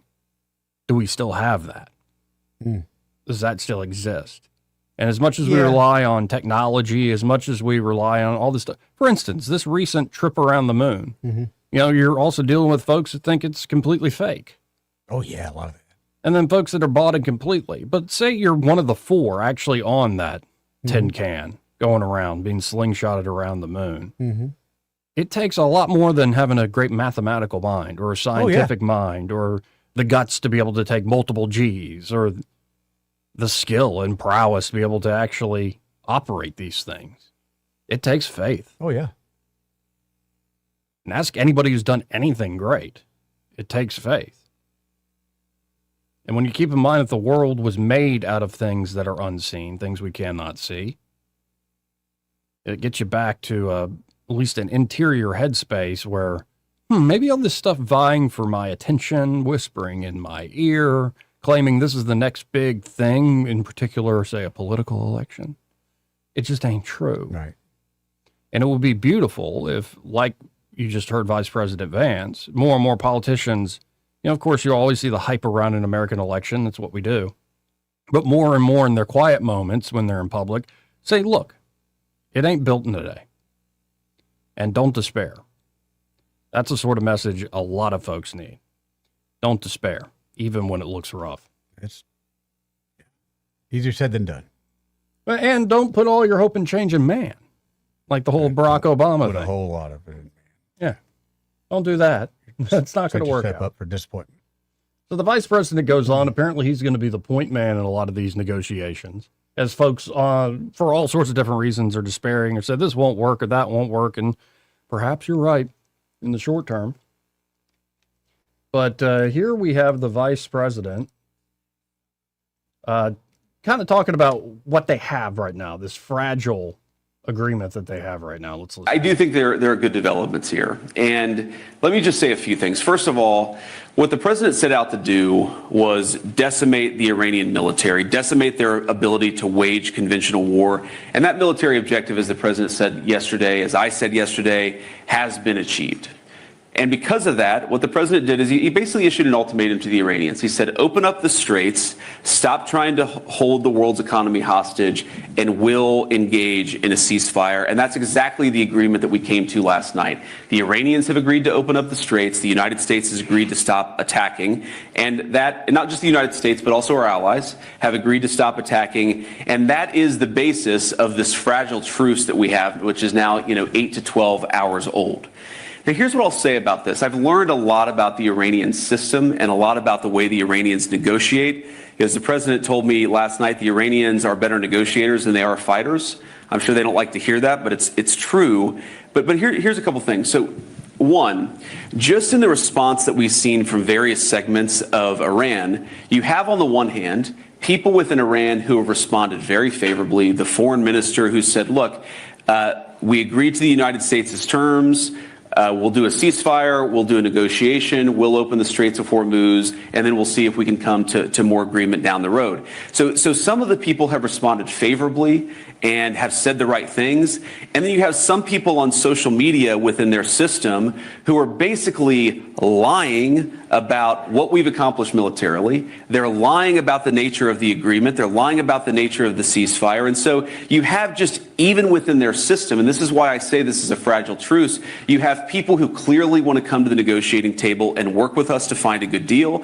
And then you have people who are lying about even the fragile truce that we've already struck. And that's just an interesting thing about their system. And the final point that I'll say about this is the President of the United States has told me, and he's told the entire negotiating team, the Secretary of State, the special envoy, Steve Witkoff, he said, go and work in good faith to come to an agreement. That is what he has told us to do. If the Iranians are willing in good faith to work with us, I think we can make an agreement. If they're going to lie, if they're going to cheat, if they're going to try to prevent even the fragile truce that we've set up from taking place, then they're not going to be happy. Because what the president has also shown is that we still have clear military, diplomatic, and maybe most importantly, we have extraordinary economic leverage. So the president has told us not to use those tools. He's told us to come to the negotiating table. But if the Iranians don't do the exact same thing, they're going to find out that the president of the United States is not one to mess around. He's impatient. He's impatient to make progress. He has told us to negotiate in good faith. And I think if they negotiate in good faith, we will be able to find a deal. But that's a big if. And ultimately, it's up to the Iranians how they negotiate. I hope they make the right decision. Piggybacking off of what he just said, the last thing he said there. Yeah. It is very healthy to have the mentality that Rome wasn't built in a day. The great cathedrals weren't built in a day. In fact, were built over generations. Right. But it's having that mentality, truly taking that mentality to heart, and then also having the mentality of, I'm going to change the world in a day. When you combine the two, you might have a sweet spot. That might seem contradictory, but no, it's sort of expect the most of yourself. Do the most you can with the time you are given to where you'll shock the world, because sometimes you might be able to build something a lot faster than anybody would have guessed. Yeah, buddy. Now, apparently Caroline Leavitt was just doing a bunch of press briefings here. Okay. And let's go into some of this, because she already came out and said all these reports that are out today that the Strait of Hormuz is closed are false, echoing what the vice president just said in that clip. I believe he's still in Hungary. We need to put a webcam there. The only way we can find out, Joey. Lebanon, in fact, saying that they've seen an uptick in the Strait, like the activity of the number of ships actually passing through. But here's Leavitt really, the 10-point plan thing. Okay. This is at least the press secretary's take on this. Let's listen in. The valiant efforts of all of our incredible service members created maximum leverage for the President of the United States, allowing he and his leadership team to engage in tough negotiations over the past couple of weeks that have now created an opening for a diplomatic solution in long-term peace in the Middle East. The President's maximum pressure and the leverage created by the success of Operation Epic Fury led to the Iranian regime asking for and ultimately agreeing to a ceasefire proposal with the United States. Iran could no longer tolerate being bombed or taking the gamble of what was to come following President Trump's 8 p.m. deadline last night. Iran has agreed to open the Strait of Hormuz, and as the president said, we have received a proposal from the Iranians that has been determined to be a workable basis on which to negotiate. I've seen a lot of inaccurate coverage today from the media about these negotiations and these plans already. So let me be clear and correct the record.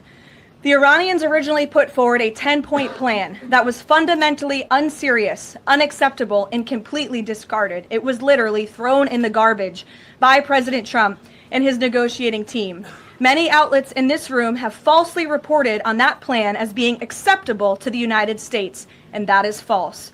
With the president's deadline fast approaching and the United States military completely decimating Iran with each passing hour, the regime acknowledged reality to the negotiating team. They put forward a more reasonable and entirely different and condensed plan to the president and his team. President Trump and the team determined the new modified plan was a workable basis on which to negotiate and to align it with our own 15-point proposal. The president's red lines, namely the end of Iranian enrichment in Iran, have not changed. And the idea that President Trump would ever accept an Iranian wish list as a deal is completely absurd. The president will only make a deal that serves in the best interests of the United States of America, and he as a negotiating team will focus on this effort over the next 2 weeks, so long as the Strait of Hormuz remains open with no limitations or delays. These extraordinarily sensitive and complex negotiations will take place behind closed doors over the course of the next 2 weeks. I would strongly advise the media against running with narratives that have no basis in fact. What Iran says publicly or feeds to all of you in the press is much different than what they communicate to the United States, the president, and his team privately. Never underestimate President Trump's ability to successfully advance America's interests and broker peace. President Trump has a proven track record of achieving good deals on behalf of the United States and the American people, and he will only accept one that puts America first. Again, that's just about 30 minutes ago there from White House Press Secretary Caroline Leavitt. She pregnant? Yes, she is. Looks ravishing. Yeah, she is glowing. She looks That's really a very true thing. She looks really good. There's a thing about the pregnancy glow of women, and she's got it right now. It's fair enough. No, it's just because you agree with her politically, though. Not really. I mean, she looks good. I was wondering I mean, what the glow I was. brought up the other reporter earlier and on MS Now. And Yeah, but did you see the difference between the two? I saw the difference, but I think you're also overstating the difference. Could a be. little bit. Could be. I think you're being a little harsh on those you disagree with politically, Eddie. Hmm. That's just sexist and Yeah, wrong. it is. It sounds It's like- so, you don't know how wrong you are. But if I'm acknowledging it, Mhm. does that make it any better? Acknowledging how, are you changing your ways No, or are you just just doubling acknowledging. down? Okay. Now, here is the press secretary, shorter clip, acknowledging essentially the vice president is playing a crucial role in a lot of this. Let's listen in. Well, Vice President Vance has played a very significant and a key role in this since the very beginning. Of course, he's the president's right-hand man. He is the vice president of the United States. He's been involved in all of these discussions, and as I just announced, he'll be leading this new phase of negotiations in Islamabad later this week. With respect to China, there were conversations that took place between top levels of our government and China's government. The president has great respect for President Xi and a great working relationship with him and with that country, and he looks forward to visiting China in just a few weeks. Well, Vice President Vance has played. So, looks like everybody's thick as thieves, but for all the theories out there, I don't know. I don't know, Joe. I don't know. I've just learned not to bet against these guys too much. Not when, especially when they're in power. Mm-hmm. Like, it just seems like folks have been counting out Trump, and I think there's something to this guy, whether it's luck or whatever you want to call it. I just don't like yesterday. I mean, it's funny that Sam and other people noticed it. The temperature of this room in general yesterday compared to today. I don't enjoy being in that position. I don't enjoy my president putting out, hey, we got 8 hours, so we're fixing to just stomp you back into the Stone Age. And the longer that I had to sit there and think about it, the longer it didn't sit well with me. Now, the United States has backed up Israel, saying that the U.S.-Iran ceasefire does not apply to Israel strikes in Lebanon. Got to let them beat up somebody. Yeah. No, and Hezbollah they kind of deserve it. They've been fighting for a while over there. Give them a fight. No, and that's, I guess there are instances in war where you want to clearly pick a side, you know? It's hard sometimes, Joe. But like when it's not our nation, I'm kind of like... Get torn, or do you not care? No, I'm not torn at all. I'm like, Don't y'all care? have been fighting for a long time. Like, and then when somebody's getting whooped and they're like, no, this is unfair. I'm like, what do you mean? Would you feel that way if you were doing that to the Israelis? Of course not. No. Of course not. Because we're always just and right in our cause and all these other things. But, you know, earlier, people, because after the ceasefire was announced, there were a bunch of other attacks on like Saudi and Bahrain and UAE and stuff. Yeah. And so Secretary Hegseth was asked about this. Let's listen in. Wire, two questions. Iran has said that safe passage through the Strait of Hormuz will be possible in coordination with Iran's armed forces and, quote, technical limitations. What do you believe that means? And then we've also heard reports that Iran has continued striking targets well into this morning. At what point are we beyond a grace period? Are we giving them a grace period? Is there a miscommunication there? What's going on with that? What we know is that Iran is going to say a lot of things. A lot of people are going to say a lot of things, claim a lot of things. What has been agreed to, what's been stated, is the Strait is open. Our military is watching. I'm sure their military is watching, but commerce will flow. And that's what you saw the markets react to, is that reality. As far as shooting, that we were monitoring it last night in real time. Of course we are. Iran would be wise to find a way to get the carrier pigeon to their troops out in remote locations to know not to shoot any longer one-way attacks or missiles, because it takes time sometimes for ceasefires to take hold. Right. We're watching it. We're prepared if necessary, but we. Yeah, and in fact, you still have the Marines in theater and all sorts of Got a folks couple ready of to them go. over there, I think. I wonder how many of them are pissed off that this ceasefire came about. Oh, They were ready they're to not go. mad. They're just don't think they still ain't working, brother. Come on. Yeah, I think some of them were like ready to go. Have you been watching any of the because they've let it out now? A lot of the behind the scenes on rescuing the weapons officer. Some of it, yeah. Dude, I went down that rabbit hole last night on YouTube. I watched probably 50 or 60 different videos of it. And did you hear about the CIA's new tech? Yeah. Yeah, we'll get to I'm going to play that clip again from Director Ratcliffe. Yeah. But this was from the chairman of the Joint Chiefs, not the full update on all the different targets they've hit, which is in the thousands, and the amount of 13,000 or something like that. It's crazy. But this was his breakdown of how much, the U.S. military consumed. Joey, what do you mean by consumed? Well, just listen in. Along the way, we consumed more than 6 million meals, and by my estimate, more than 950,000 gallons of coffee, 2 million energy drinks, and a lot of nicotine, but I am not saying that we have a problem. It's not a problem.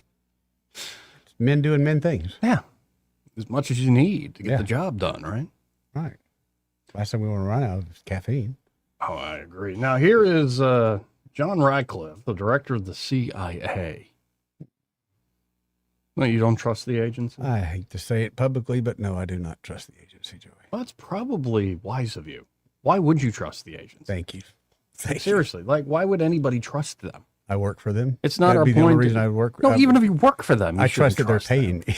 Yeah. Like, what is this? Like, I want an intelligence service I can trust. You mean the folks that lie, cheat, steal, and kill for a living? Do you though, Joey? That would probably be a pretty crappy intelligence service if you trusted them. Right. I agree. Well, in a perfect world, these things shouldn't exist. We're not in a perfect world. Agree. But here, this is, because some folks are saying that this tech, like we use it to rescue a person. Yeah. Think it's only going to be used for that or has been only used for that? Joey.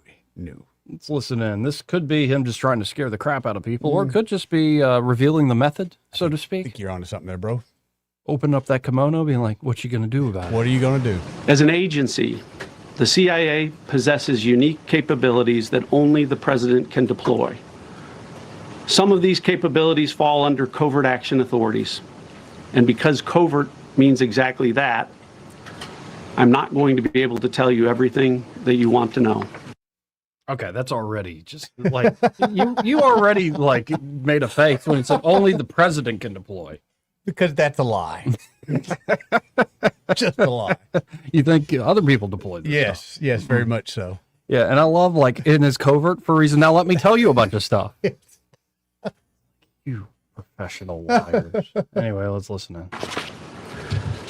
At the president's direction, we deployed both human assets and exquisite technologies that no other intelligence service in the world possesses to a daunting challenge, comparable to hunting for a single grain of sand in the middle of a desert.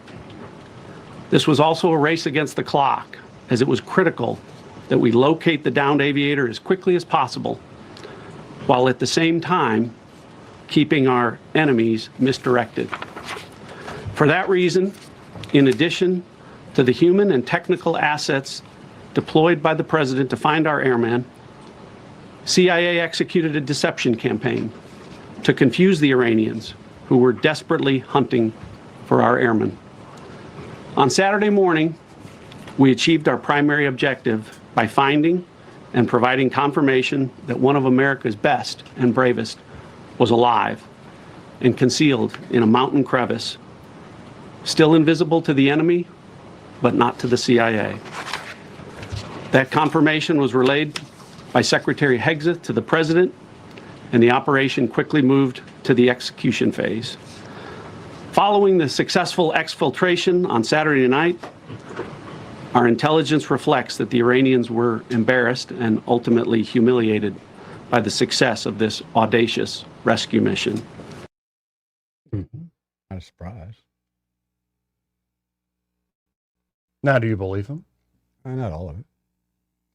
Yes, our guy was.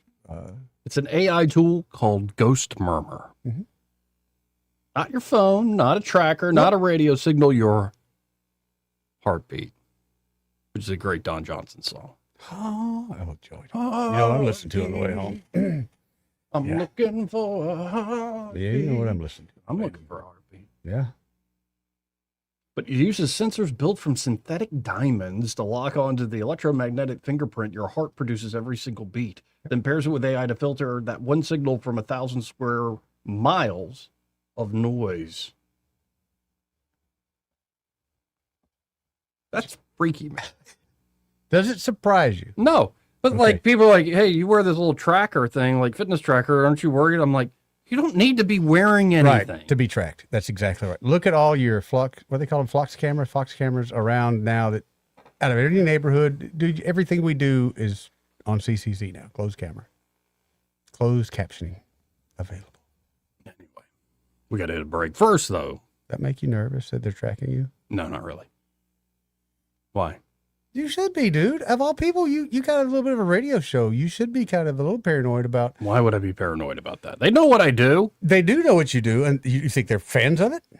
Do you know, have our government ever been fans of people that occasionally speak out against them? Actually, sometimes, yeah. You'd be surprised. I would be. Yeah. Okay. You would be surprised. I would be. You know, it's kind of like the Ron Swanson working for the Parks Department thing. There's a lot of folks that like work for the agency, work for the U.S. military, top secret clearances and stuff like that. And they're like, yeah, generally speaking, I kind of want to burn it all down. Yeah. I mean, they don't really mean it, but they mean it. But there's a spirit there, especially within even those institutions. That's kind of, I'm not too worried about it. Okay. I think if you are actively conspiring to overthrow the United States, or you're trying to like do corporate espionage or try to steal state secrets. How do we know you're not doing that? You've made some big changes in the last 16, 18 months. Mm-hmm. And are you becoming a psyop? I mean, are you? If they were spying on me yesterday, I was literally reading St. Teresa of Avila. I'm not worried about them necessarily spying on you. It's you perhaps spying on others for them. Oh, hit a nerve, did I? Spying on like you? No. What are you up to? I'm open case. They got me every day. How do I not know you're an asset? You don't. I'm the brokest asset you ever met, though. That's the cover. This part of the program brought to you by Montgomery Men's Health. And guys, real quick, we got to talk to you. Yeah. If your energy is off. Yep. Confidence is down. Yep. Things aren't working like they used to. Like confidence across the board. Right. In work, and throughout life, at the gym, in the bedroom. Even in the bedroom. But if things aren't working out like that, you're not alone. Right. I've been telling folks about Montgomery Men's Health, powered by Men's Pro now, for years. And we've both been customers. Yeah. And I feel a world of difference on some of the therapies they've given me. And, they really have been helping guys here locally where you can go meet them in person. Same day. And get blood work done, get those lab results back. And you're working with urologists and providers. It's not like a chat bot online, these fly-by-night places or these sketchy online pill places. They actually run labs, build a plan around you, not some one-size-fits-all deal they throw at you. And in fact, I've felt a huge difference in testosterone treatment after I've committed some sins. One of these days, I'll talk about that. But young man. But they also treat not just low testosterone, but ED. They help you generally with weight loss, even if you're looking to get in the peptide game with NAD plus or Samorelin, which is a great way to naturally up human growth hormone. Oh, is that right? Yeah. Okay, that's cool. The results speak for themselves. Over 92% of men respond to treatment, feel decades younger. Most guys say they wish they had come in sooner. So why not get by, gentlemen? Right now, your lab panel and consultation are just $99. $99. So call them up today at 334-440-3663. That's 334-440-3663. Or go to MontgomeryMen'sHealth.com. Again, that's Montgomery Men's Health for every man in every season of life. We'll be right back, brother. He may not know whether he's coming or going, but whether you're going to work or coming home, Greg Budell is there. Mornings, 6 till 9, and afternoons, 3 till 6. Only on News Talk 93.1 FM, WACV. Yes? Yeah, I'm Bill. You called about some breakers tripping? Oh, yes, Bill. My brother-in-law says you can do almost anything. That's me. Not much I hadn't seen. Do you really want someone who does almost anything in your electric box? Think about that. Because each year, thousands of home fires are caused by faulty wiring. That's why you want a professional, like the electricians at Crosby Electric. Bill, how's it going? Bill, ooh, are you okay? Oh, yeah, well, I didn't really need my eyebrows anyway. At Crosby Electric, all technicians undergo rigorous safety training, as well as background checks, drug testing, and continuing education. Bill, you think maybe I should call a real electrician? No, these little slip-ups happen. Everybody does it. Really? No, not really. When you need professional electric work, or you just like someone to assess your home for safety, call the experts at Crosby Electric, 272-2085, or visit us at crosbyelectric.com.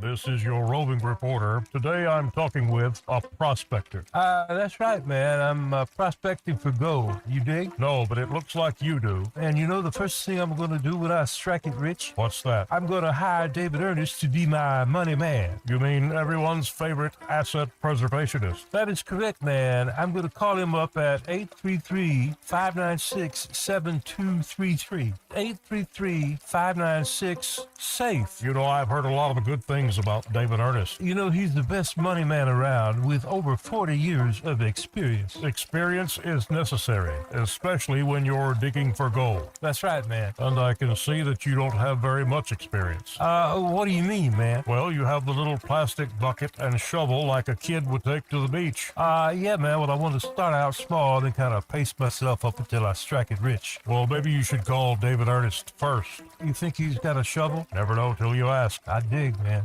Are you tired of the mainstream media's biased reporting? Do you want to stay informed on the news that really matters to you? Look no further than 1819 News. At 1819 News, we bring you the latest in Alabama news, politics, sports, culture, and more. We've assembled a team of journalists with Alabama values dedicated to the truth and the truth alone. Visit us at 1819news.com today. That's 1819news.com. Subscribe to our newsletter. Honest News, Alabama Values. At Blue Water Broadcasting, we believe great advertising starts with relationships. That's why so many local business owners trust us, not just for radio, but for digital too.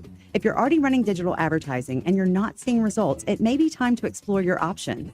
Our team takes the time to understand your business, then builds custom campaigns using a multi-channel conversion-focused approach. So whether it's digital display, social media, or you need help increasing your online presence, Blue Water Broadcasting can help.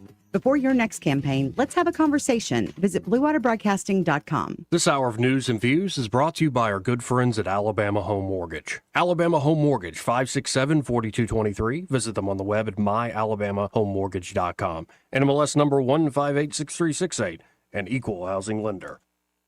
The Rich Thomas Weather Network, brought to you by Montgomery Paint and Body. From little fender benders to total body repair, MPB will fix it good as new, maybe better. For 4 decades, the Turner family has been getting you back on the road. Call 279-7325. Rich Thomas Weather.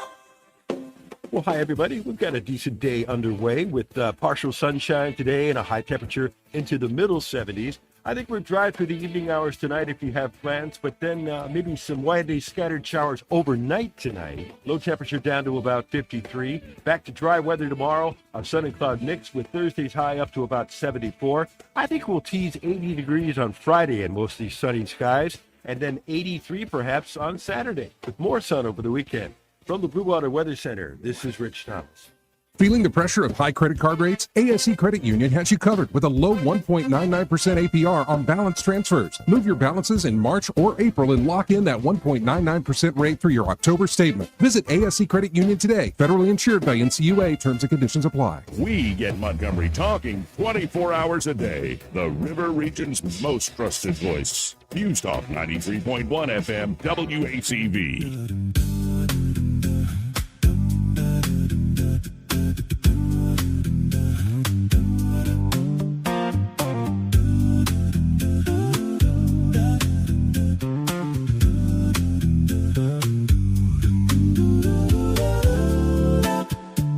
Joey Clark. Welcome back. It's actually Eddie on the vocals there. Is that right? Mm-hmm. You did a good job with it. Well, thank you. I know I liked it for some reason. Hey, we couldn't get your music played the other day. I couldn't tell you that. I'll get it to you. Help me out, man. I mean, I've got videos coming out, really good videos that I need some soundtrack for. Okay, that's fine. It's really disappointing. Now, let's go to Dear Abby. Okay. This is a change of pace. My longtime friend is falsely accusing me of lying about my education. Man, this sounds like a woman problem. Okay. Yeah, you know what I mean? Yes. Like if Eddie was like, Joey didn't go to Auburn University, they're like, all right. All right, okay. Bring me your diploma. He didn't graduate high school. Hey, I took the good enough degree. He's lying about that too. Dear Abby, a longtime friend recently accused me of lying about my education, and I'm still stunned by it. I completed my undergraduate studies in the U.S., earning a BA, and later earned a master's degree from a French university. Well, there's a problem right there. Recently, during an exchange on Facebook, oh, Lord, my friend asserted quite confidently that I was lying about my academic history. When I corrected her, she doubled down and said that because of this, she wanted to cease contact with me. While this is upsetting, given that the accusation is false, I did finish college, and I do have a graduate degree. Oh, my. Maybe you protest too much.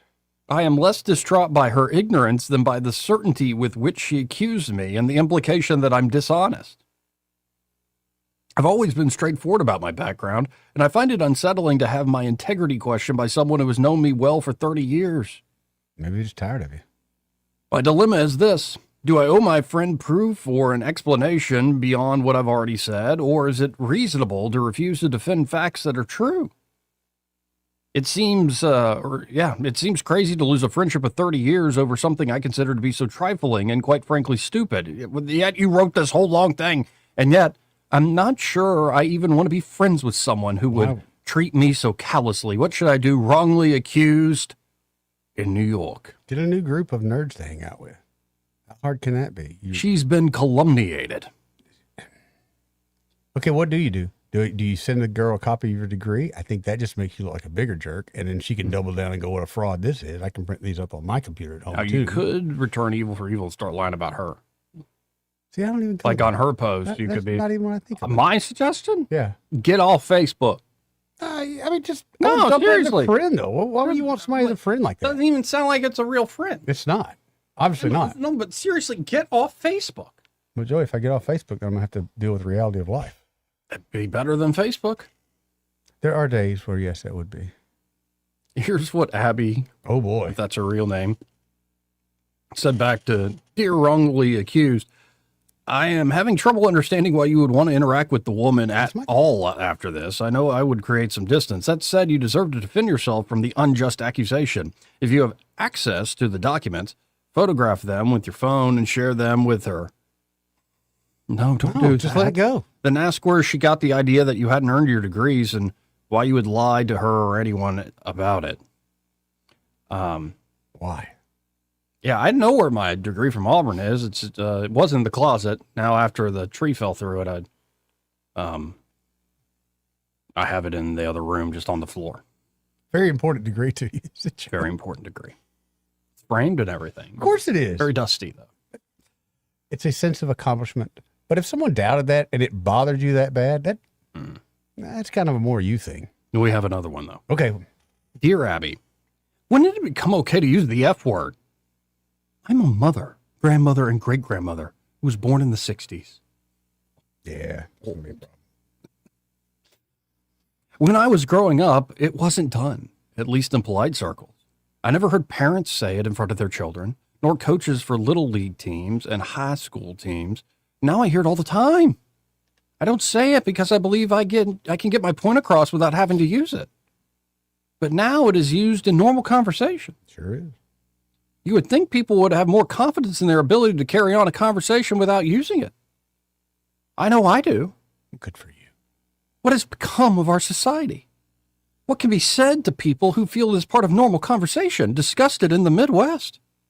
There's your one issue. This is the Midwest. I'm going to go with Minnesota, somewhere like that. But that's how you and I have talked about this before. It's how a lot of people communicate. Yes. It's not and I catch myself doing it. I get embarrassed sometimes, but if I'm hanging out with Joey and we're just being two dudes, You get emotional, emotional. Yeah. I'm sure I let the F words fly. But there's time and place. You know, if we're at an adult dinner with family, I don't bust it out then. Yeah, no, that's but I don't get offended by people's speech. It never is. We were in Turkey. They told me Yankee go home. At that point, I was realizing there's nothing nobody can really say that bothers me too much, because I ain't no damn Yankee. I'm from Alabama. Dear Disgusted, the English language is constantly evolving, although some might say it's devolving. The F word used to be uttered to express pain, anger, or shock, or for emphasis. However, with overuse, it has lost its quote-unquote power. I don't think it has. And has come into common usage. For many folks who refrain from using the F word, it is still grating to hear. Feeling as you do when someone drops an F-bomb in front of you and it makes you uncomfortable, you might say, please don't use that word with me because it marks you down. I wouldn't suggest you do. I don't know if you would. Because that's just somebody like me is just going to unleash the F word in more ways you never wanted to hear it before. Especially if you're a Karen. Free speech. And these are two doozies. Can you imagine the slot pile they got to go through with all these submissions?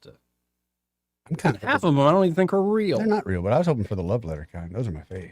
You like the love letter? Yeah, kind? I do. They're just so many people got so many issues in the love department. Yes. Yeah, it's pretty bad. Yeah, pretty bad.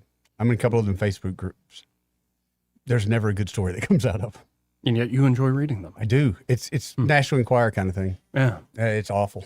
It is awful. It makes me feel better about myself, though. It's kind of like the chick who tells about how she farted in class or something. Yeah. It's like some memory that continues to haunt her. You didn't have any chicks that farted in class? Not in my memory, no. Nothing that was like truly notable. For us to be so close to each other, we lived very different lives. Yes, you were poor. I know, but I thought rich people farted too. We weren't rich. We were more upper middle. So what did that mean? You just held it in until later? In the classroom, yeah. The nuns also, maybe my gut biome's just better than yours. Maybe I think farts are funny. No, there are some folks where it's like, dude, you are screwed up. Well, there's some folks that farts aren't funny because it'll literally clear the room. Yeah, they're awful. That one's funny one time. How did we get back on this? We were on this yesterday. I don't know, but I got a lot of feedback from yesterday. Yeah, you did good. No. No, what? No, did I not all good. People didn't like your impromptu question? A lot of people thought it was what you were thinking, the sex part. Yeah, I did. And then a lot of people thought, why would y'all talk about that on the radio? I said, we talk about everything in life. That's immodest. You are gonna, if you ever go to confession, you're gonna have like a. I think I need to take the guys on a deep sea fishing trip for like 18 hours, and the whole time I can just tell them as we're fishing. And then I did this, and then I did that, and you have to be actually repentant about it. And that's the thing. I would be repentant about several things, but I'd still find the humor in it, and that probably means I'm not feeling as repentant as I should. Yeah, but maybe the humor is a defense mechanism, so you just don't feel miserable. For me, yeah, it's a lot. Yeah, it's easier to laugh at the thing that once, haunted you for doing. Like being gay? What are you talking about? You never got initiated? Did you ever play sports? Football, y'all didn't have initiation stuff? What did they do to you with being gay? Put it in my underwear?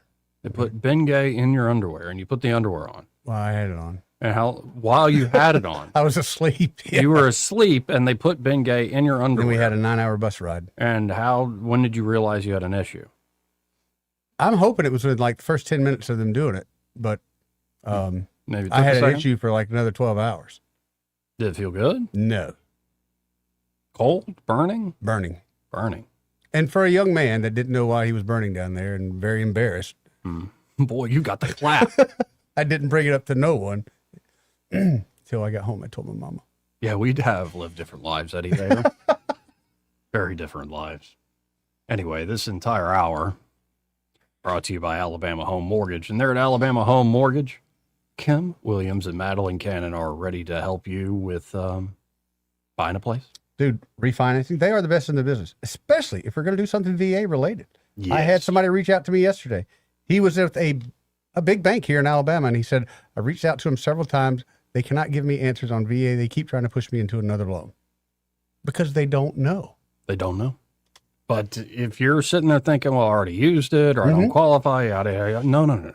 Talk to Kim and Madeline. Yes. And it's stuff like, why is it the best game in town? Like no down payment. No down payment. And this is a benefit you earned. Yeah. This is the United States way of saying thank you. Whatever your house valued at, 100% cash out. Yep. Incredible. So go with great local folks that will actually help you meet your goals. And don't fall victim to like the first thing that falls in front of your face, like a flashy mailer or spam call, the 1-800 lenders. Don't waste your time with online calculators, all this stuff. You're just setting yourself up for heartbreak. Yep. Instead, go with Alabama Home Mortgage. 567-4223. That's 567-4223. Or you can always apply online at myalabamahomemortgage.com. There is a difference in mortgage companies. Like Kim and Madeline prove that to you today. NMLS number 1586368, an equal housing lender. Want to carry News Talk in your pocket? Download the News Talk 93.1 app from the App Store. Available on iPhone and Android. Never miss a moment. Download now.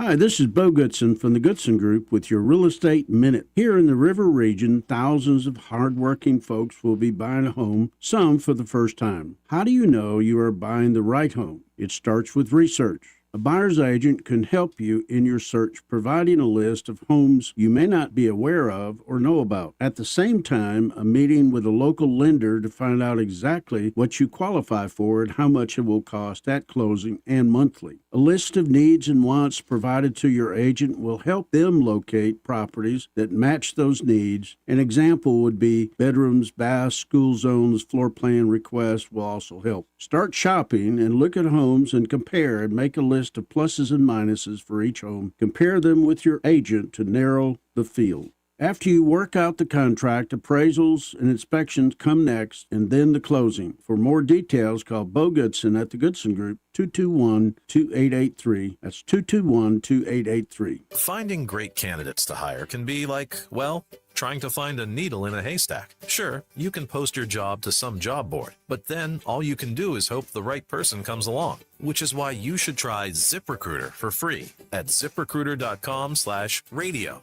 ZipRecruiter doesn't depend on candidates finding you. It finds them for you. Its powerful technology identifies people with the right experience and actively invites them to apply to your job. You get qualified candidates fast. So while other companies might deliver a lot of hay, ZipRecruiter finds you what you're looking for.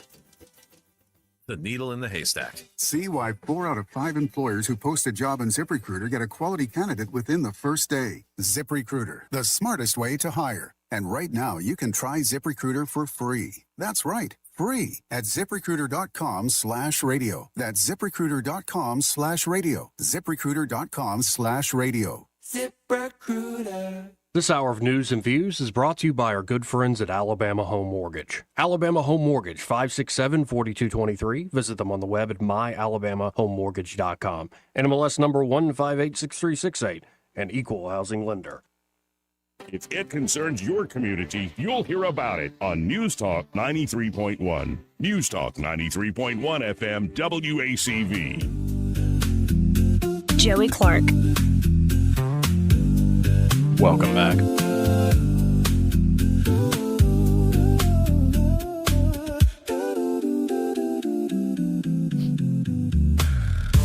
You really did do a good job with this song. Thank you. Well, let's go to the phones. Talk to Michael Cohen with Cohen's Electronics and Appliances. Hey, Michael, how you doing? I'm doing great. How are you? Oh, we're all right, flying through this midday of the week. Tell us about what's going on at Cohen's there today. I tell you what's going on is we had a contest for our delivery people to see who could get the most 5-star reviews, and whoever got it first got a cooler for their truck, so they can keep all their drinks cold. And of course, it's not really hot yet, but when it does get hot, that'll come in really handy. You ain't kidding.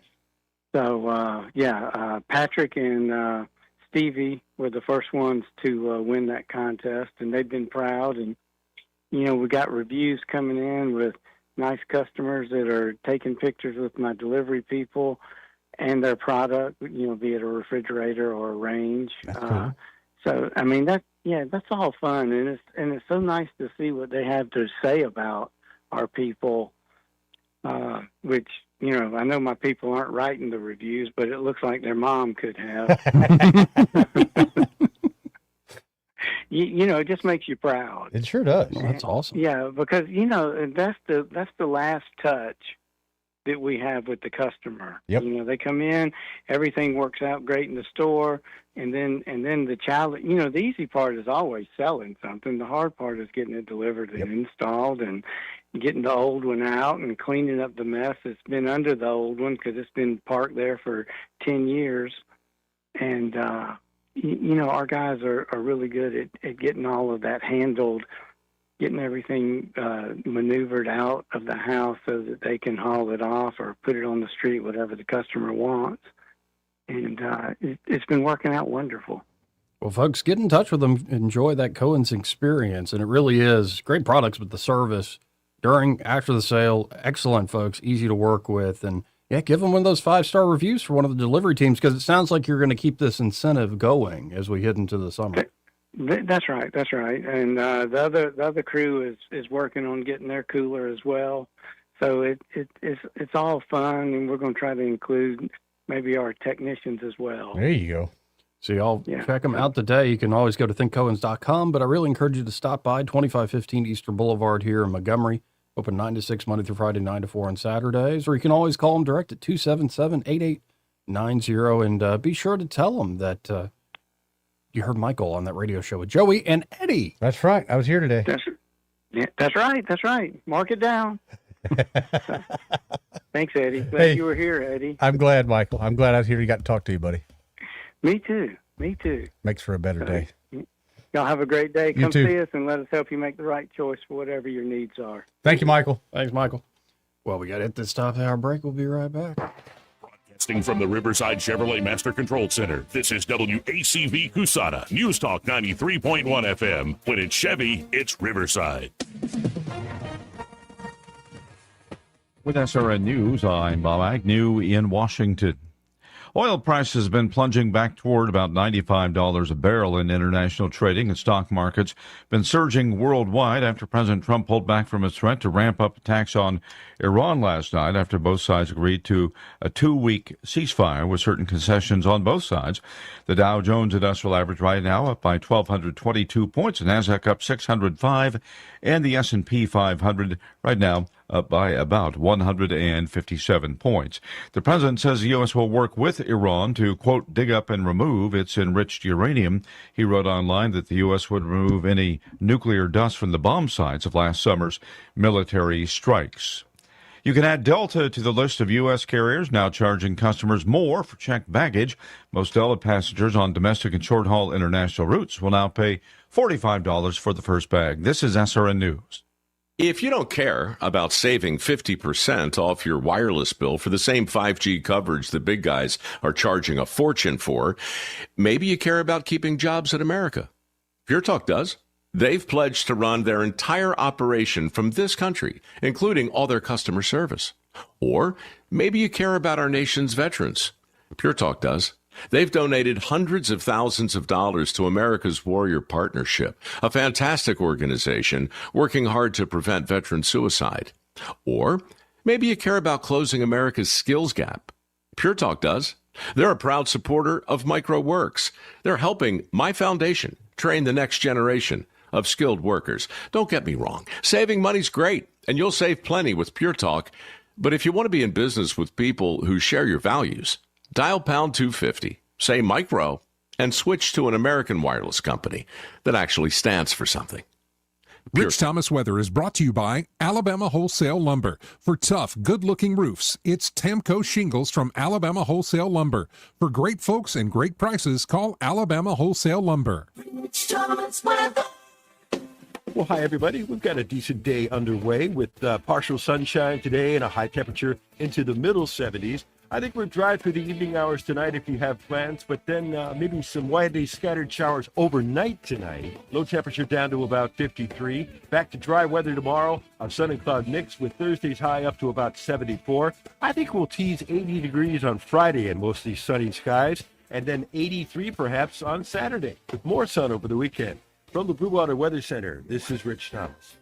Budget Floors and More has the best prices. Carpet as low as 69 cents per square foot. LVP starting at $1.29 a square foot. Sheet vinyl as low as 65 cents per square foot. And the lowest prices on flooring installation supplies. Budget Floors and More across from Del Rey to Publix. 1819 News. Governor Ivey has signed a bill into law that officially renames the Gulf of Mexico to the Gulf of America. The bill will require the name change throughout the state of Alabama in documents, maps, websites, and other places. The deadline for the name change to be completed is October 1st. This bill codifies into state law what was done through executive order by President Trump last year. The bill was sponsored by State Representative David Standridge. I'll be back with more Alabama stories after this. Did you know that 70% of people experience a potentially traumatic event in their lifetime, and that 6 out of every 100 adults face PTSD every day? Help us bring hope to these survivors by signing up for your Alabama Distinctive PTSD Awareness license plate today. The great thing is you can sign up no matter when your current plate renews, and the first year is complimentary. All you need is your VIN number on hand. Drive awareness, drive hope, and customize your plate today at atease.org. A 3-week-old baby has now been placed in the care of the Alabama Department of Human Resources after 2 adults in Pickens County were busted for possession of drugs. The Pickens County deputies found the 2 adults carrying the baby through the woods in order to avoid detection by authorities. This comes after a search of their home was conducted to fulfill a court order. Deputies also found no electricity or running water in that home. When the deputies caught up with the 2 adults, they discovered them in possession of meth.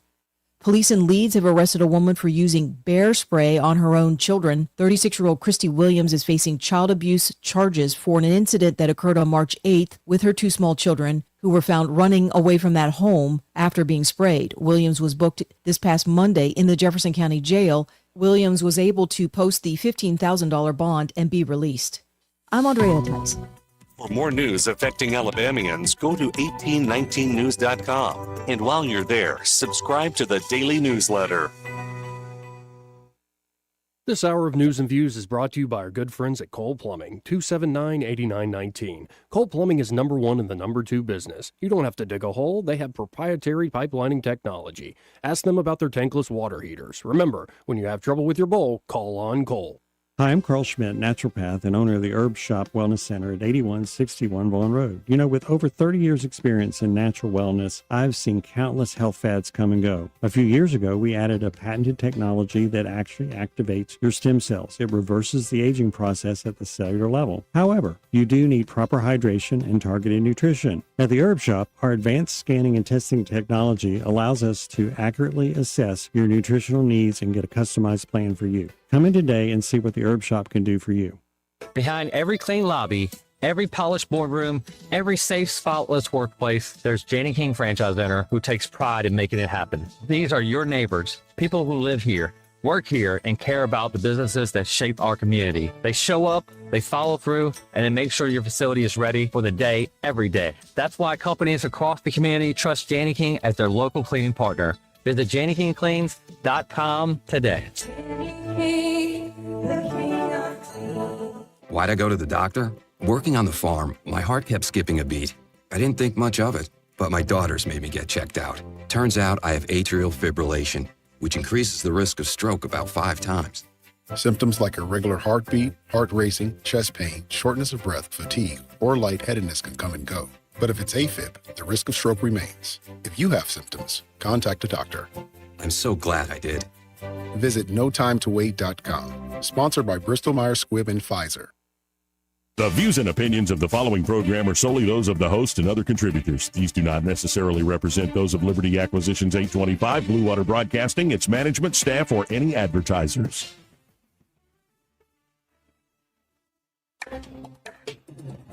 It's time for Montgomery's conversational radio show. It's News and Views on News Talk 93.1 FM. To join the conversation, call 272-9228.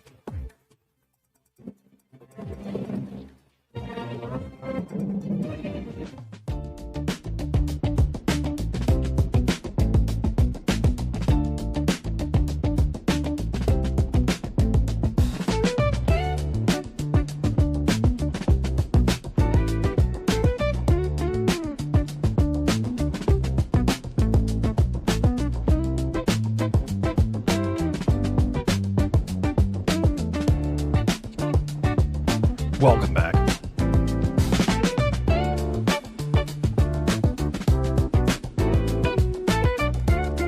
So last night, multiple members of the Montgomery City Council at their Tuesday meeting scrutinized a $243,530 payment to a Louisiana private security company on March the 10th. This is that traffic serve, folks, that haven't served any traffic sort of stuff. They got paid. They haven't mobilized at all, but they got paid just shy of $250,000. Business. The Montgomery City Council considered terminating the contract at a previous meeting, but that resolution was withdrawn from Tuesday's agenda. However, a notice of intent to terminate the contract has been issued by the city, and a request for proposal was issued by the city seeking private traffic response services last week. The $1.45 million contract with Traffic Serve was awarded by the city through a sole source process and was not bid. According to Montgomery's open finance portal, the city paid $243,530 to Government Services Company LLC or Traffic Serve for quote-unquote traffic accident response on March the 10th. A contract between the city and Traffic Serve was signed in October. At the end of the day, we're not going to move forward with this contract with Traffic Serve, Montgomery City Council President Cornelius Calhoun, CC Calhoun, said at Tuesday's meeting. Traffic Serve is a civilian accident investigation startup that proposed handling minor accidents in place of Montgomery police officers. The company would provide 3 cars for civilian traffic accident investigators and 2 additional employees for 8 hours a day, 5 days a week. They ain't even got to work weekends, man. I know. Ain't even got to work weekend. Oh. Under the plan, civilian investigators would write up accident reports for minor accidents during that time and handle light traffic duties. There's no information about the company online besides news articles about the contract with Montgomery. Is this just a carve-out? Was this just a scam from the beginning? Here's the next question. Are we getting our money back? One of the issues that we're hearing is that the company out of Louisiana had not hired any individuals. They had not set up their website to hire anybody, had not purchased cars, and we are all just curious about why that $243,000 went out on March 10th. Ask Glenn Pruitt of the Montgomery City Council. Montgomery Police Chief James Grayboys said the payment didn't go out through our agency. I was notified of it, I guess, at the same time that everybody else saw it and read about it. Mm-hmm. Oh, so when 1890 News reported? I was going to say when Joey Clark read it, yeah. No invoices had been presented to my people in relation to that contract, Grayboys said. They were going to set up, and then they weren't going to start invoicing us until they completed work. And that's what we were waiting for. I couldn't tell you how they got paid or the methodology behind it. They never started. Granted, okay, I don't know how they got paid. I appreciate that statement. Can we get an investigation going on here? Johnny Crawford, procurement director for the city of Montgomery, said the payment to Traffic Serve was a reimbursement for, quote, costs that they've incurred to date. You got a breakdown of that. This contract was awarded back in October 2025, up to the point when we were getting ready to terminate this contract. It states within the contract itself that once you issue a notice of termination for convenience, they're able to seek reimbursement for the costs that they've incurred to date. Have them sue you. Don't pay them a damn dime, get you to court. Crawford goes on saying what they've been reimbursed for is all their administrative costs, their legal fees, the down payment on vehicles, uniforms they've ordered, and stuff like that. It's legal sufficient charges that they've incurred in an effort to perform this contract. Granted, they're not here physically on the ground, but administratively, they've incurred costs that they're entitled to. Yeah. Dude, if you've had how long was the contract signed in October? It's almost a year. You can't get a business up and running with 3 cars and 5 people in a year. You are a failure. You are a scam. This is crazy, man. Yeah. They will never get that money back. And they didn't plan on doing any work. You know as well as I do, they got what they considered a government type contract. We won't do anything. We'll just keep getting this mailbox money. And if they say, well, we've incurred these things for the uniforms and all that, prove it. Take me to court. Because they ain't got the money to go to court. Who's going to go to court? Who did this single source deal? Who did the sourcing? Follow the money, Joey. Who did the sourcing? Wasn't me. Was not me. That's why Montgomery needs a new mayor. Yep. And by the way, you can go to 1819news.com. They've got a headline now written up by Trent Baker. Yeah. Watch. Mayor Stephen Reed delivers feeble first pitch at Montgomery Biscuits home opener. Trent Baker writes, Montgomery Mayor Stephen Reed might need to stick to his day job after a dismal first pitch attempt for the Montgomery Biscuits on Tuesday. This is how it's written up. Reed was tasked with the ceremonial first pitch for the Biscuits home opener at the newly renamed Davos Park, home of the AA affiliate for the Tampa Bay Rays. When introduced, Reed was met with mild clapping and an emphatic "Boo!" Yep. So I guess there's some people being polite, and one guy was just like, "Boo!" It wasn't one guy. Oh, just one No, guy. you can hear it in the audio. It wasn't one guy.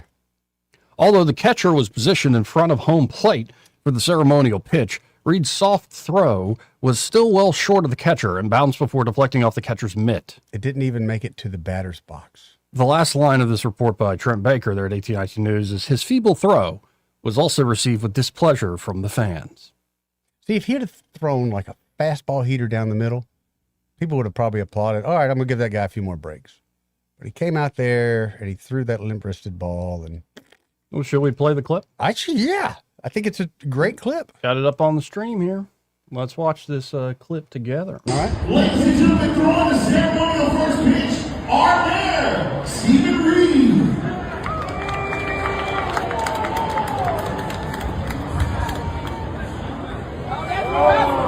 Put your hands together for everybody throwing the ceremonial first pitch at the home opener. Would you have swung at that, Joey? Nah, man. Could you have gotten a 5-year-old out of the crowd to do the exact No, same if they thing? had called the strike, I would have been tapping my helmet. Like, let's use this new technology. Yes. I think that was single source too, if you're calling that a strike, Anyway. Yeah, I would. It's another day in Montgomery, practice Alabama. a little bit more than that. I don't know. I'd come up with something better. And if I couldn't do it, then I wouldn't do it. I'd put a kid up there or something before I'd put out that kind of performance. Let's go to Urbanite. He's been patient. Hey, Urbanite, how you doing? What's up, Urbanite? Maybe, or maybe finish our plan on the topic. You remember we were talking about Trump and the F-bomb and how language evolved? Yeah. Yes, sir. Okay. You remember when Chipper Gore was in her rant with the record companies? Oh, on the do I label? ever? Yeah. BMRC, yeah. I was in college back then. And so I hit maybe do the last minute paper. I decided to do a paper on the F-bomb. Okay. I think you may remember this when you were a producer for Barron. I conjugated the F word. Mm-hmm. Did you know you conjugate? I was never a producer for him, by the way. Oh, I'm sorry. He produced I his thought you own worked in show. the station with me. Oh, he did. Oh, okay. Mhm. Anyway, I thought you were around back then. Oh, but anyway, fine. I conjugated because you know the word was originally a British acronym. That was their word for AWOL, found under carnal knowledge. Oh, yeah. And so after I did the word, unfortunately, I did the paper on a floppy disk, so the paper is in digital la la land. Oh, no. You can get a floppy disk unbugged, because I'm sure by now it's kind of corrupted as hell. Oh, yeah. Anyway, I was just telling you that word is actually a legitimate verb. I conjugated that word all the way into the conditional tense, if I remember. Yeah. Obsessed much? Say what? Were you obsessed much with it just a little bit? Hey, baby, why don't you come over? We'll get conditional with the F word tonight. The word is literally a true verb now. It has evolved. Oh, yeah, it can be. It is very versatile. Yes. Yes. Anyway, I just thought I'd mention that, y'all. When you were talking about the lady and her credentials and blah, blah, blah with her friend. And I tell you, if I had a friend like that, she wouldn't be my friend. No, it's just like, get off Facebook. Right. Like, calm down. You know what? Here's the deal. The lady who's talking about the other lady, what's her credentials at? If she didn't have a degree at all, I definitely wouldn't be talking to her. But if she had some fancy degree and she was bent out of shape because my degree was nicer than hers, I'd just blow it off. I think most people that is just that's the most female thing I've ever heard. Man. That's so female. Yeah, it is. Yeah, it is. I don't know how many. Well, there's a few fellas writing Dear Abby, but don't be knocking on I the mean, Abby. along with the AI. You know, if the girl was able to complete a master's degree in another, was it in another language? It was in France. Another country? In France. Well, I don't know. It was just a university in France. Yeah, that's right. Yeah, but was it the American wing of that university, Right. or was it? Oh, the more than true likely, yeah. University. But see, that's the only thing that's ever impressed me about exchange students when they come over here and do master's degrees in our language. Yes. Other than that, it's not very impressive. So one of the things I used to learn about exchange students, you ever realize the average exchange student is probably 2 to 3 years older than the American student? Oh, yeah. I mean, their education is a lot more solid when it comes to the basics a lot of times. This is true, too. But I notice now their language skills are not as good as they used to be. When you listen to foreigners on television now, their skill set is nowhere near the level it used to be when it came to speaking proper English. They're not being trained in the British universities like they used to be. You can listen to the way they split verbs and how they don't articulate words, how they mispronounce words. And you can tell they're not almost, I'm not going to say like a certain president's wife whose English is okay. But maybe they're. You ever heard Melania? Yeah. Oh, yeah. But I mean, maybe they're doing it on purpose. Ooh. But trying to sound colloquial instead of trying to sound intellectual? Yeah, perhaps. Anybody who's ever taken a foreign language know you can mimic a language if you read it phonetically. I mean, that can be done, but they just don't seem to have skill set of the older foreigners who I think he was a great one. Netanyahu, he went to school in, I think he went to Harvard or Yale, didn't he? I believe he went to Harvard. Oh, yeah. And when he speaks English, it's fairly fluent. Oh, yeah. It's not bad. No. Yeah. And anyway, I'll let you. I just thought it was interesting that the F-bomb is still a controversial word. Very much in this day and age. Well, less so than it was. But some folks, they're still stuck in, the Midwest and stuck decades ago. But you know what? Sometimes I wish I was more wholesome. Like I hadn't gone through the phase of every other word was the F word. Like, these people that are truly sheltered and never look at nasty stuff, never go on that rotten road. I've been there. I've been there longing for innocence, blah, blah, blah. Yeah. But then I think about it. I would rather be a worldly guy who knows left and right than to be some naive idiot. I don't want to be a rube. And I hate it, but exactly. I'd be too worried about being taken advantage of all the time. Exactly. No thanks. Exactly. Yeah. All right, then. Take care, night. See you, brother. Now, we got another 1819 news story here. Okay. University of Alabama Professors Association. All right. Blast bill allowing removal of tenured faculty. Claims faculty demoralized after the DEI ban. Oh, my God. They're demoralized, Eddie. Why? Because their real skills have to be put back on paper instead of some made-up crap? The University of Alabama chapter of the American Association of University Professors, UAAUP, recently criticized the Alabama House of Representatives' passage of legislation that regulates university governing bodies and allows the removal of tenured professors, despite the chapter being exempt from the bill's provisions. Last week, the Alabama House of Representatives advanced House Bill 580, sponsored by State Rep Troy Stubbs from Wetumpka. The bill would require a university that establishes a faculty senate to develop policies on the body's membership and responsibilities. A faculty senate would serve only an advisory role, thereby negating any final decision-making authority on any matters of representing institutional positions. It would also require policies that would include periodic post-tenure reviews and authorize the removal of tenured professors after due process. The bill would not, however, apply to the University of Alabama or Auburn University and its systems. During debate on the bill, Stubbs hinted that the legislature's discretion to appropriate funds to the two schools could compel compliance with the bill's provisions, despite lacking true authority to compel the constitutionally created universities. Despite the exemptions provided in the bill, this association group for faculty there at the University of Alabama still took umbrage at it. Taking aim at the veiled threats to the school's funding. The Alabama Constitution places the governance of the University of Alabama as well as Auburn University under the purview of its board of trustees, not the legislature. the association said in a statement. The provision of HB 580 will therefore not be compulsory for our campus. However, an attack on the core values of any Alabama institution of higher education is an attack on the integrity of all, particularly when legislators imply that the funding of constitutionally created universities may also be at risk if they do not comply. Thus, we believe that HB 580, if enacted, will seriously damage the University of Alabama and higher education across the state.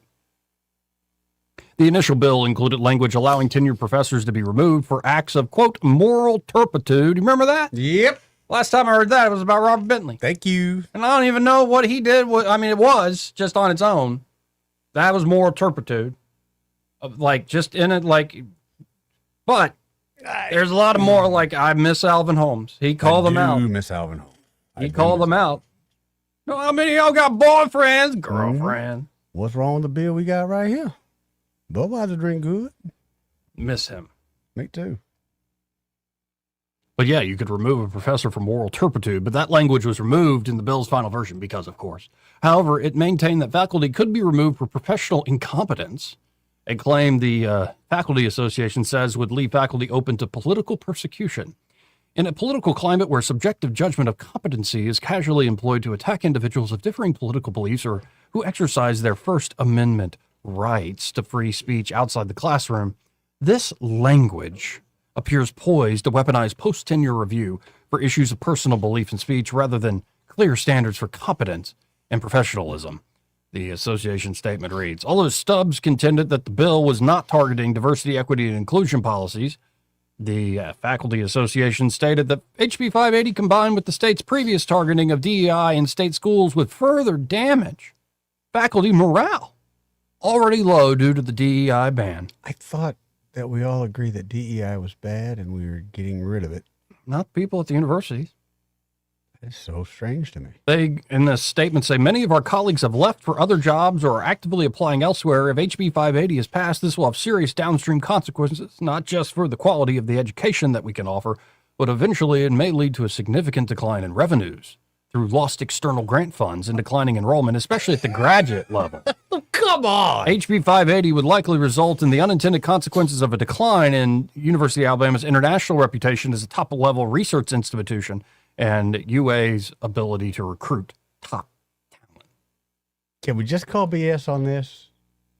Do we even have to listen to that? That's the biggest line of BS I've been taught in quite some while. Well, Craig Monger has a follow-up report. Love me some Craig. Love you, Craig. Recent caterwauling by the University of Alabama chapter of the American Association of University Professors. Good use of caterwauling. Yes, sir. In response to legislative efforts to regulate university governance, would have you believe the University of Alabama's faculty numbers have dwindled after anti-DEI Well, that's what we just heard. legislation. But the numbers tell a different story, apparently. Recently, this association decried a bill currently under consideration by lawmakers to regulate universities' governing bodies and allow the removal of tenured professors. Bill's still waiting on a vote in the Senate before it can be signed into law. But they were, as we just went over, quick to denounce that. Yeah. And they claimed that the legislation would lead to faculty members leaving the state university system. One of their claims. And also pointed to the 2014 DEI ban. Yes, yes. That law prohibits agencies, local boards of education, and public colleges and universities from maintaining a DEI office or department or sponsoring any DEI program or program that advocates for divisive concept. Right.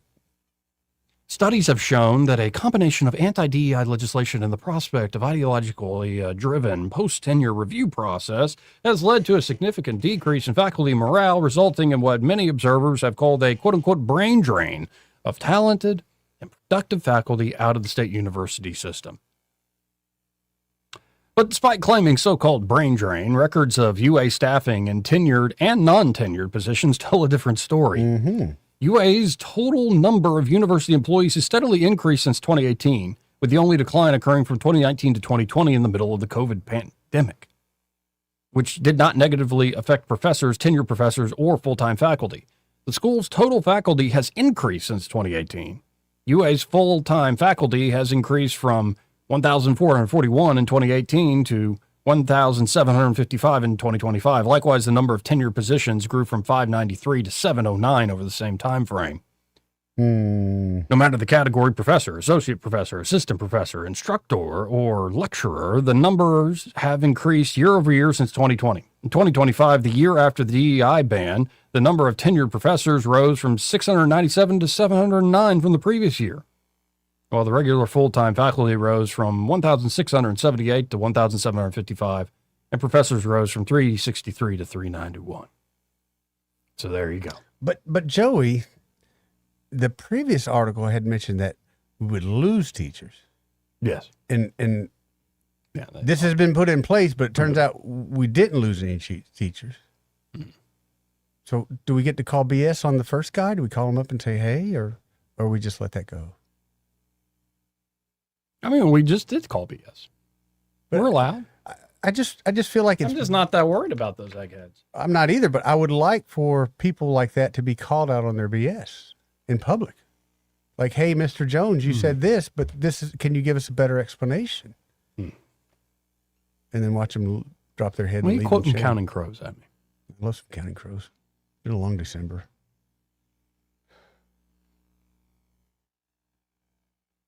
In a second, we got a story about nuns. Yeah, Catholic nuns. Is it a good story? Well, they're going to court. Oh, okay. Nuns suing. Using I like that. Litigious nuns. I like that. Okay. Litigious sisters. Well, in the world that we live in today, I had to ask. Anyway, this part of the program brought to you by Pest Pro Services. And they're at Pest Pro Ashley and that great team. They're ready to help you out, especially as things are coming alive this spring. Skeeters, Joey. Oh, really? You getting them? Big time, big time. So I was over with my neighbor yesterday. They're fighting them left and right. In fact, I finally talked them into calling Pest Pro. They had the same doubts that I got. They're like, Eddie, our skeeters are so bad, I don't think they can do anything about it. I told them, I thought the same thing. I don't have skeeters at my house no more. Y'all do. And y'all do on the other side. So either Maybe mine. They need to call Pest Pro. Yeah, I said mine must have gone to your house. So that's what they're doing this week. I'm very excited. And of course, you could just be looking for a great company to do regular basic pest control service for you. And if you have that relationship, it's easy to call them up, be like, get rid of these mosquitoes, get rid of these fire ants. I got an acute problem with this, that, or the other. Huge wasp nest. It's a great relationship we have with them. So check them out today. You can always learn more at ppsriverregion.com or just search Pest Pro Services on the Book of Faces or call them direct. 265-9990. That's 265-9990. When you want to know, call a pro. Pest Pro Services. And be sure to tell Ashley and the great team that Joey and Eddie, those fellas on the radio, sent you. He may not know whether he's coming or going, but whether you're going to work or coming home, Greg Budell is there. Mornings, 6 till 9, and afternoons, 3 till 6. Only on News Talk 93.1 FM, WACV.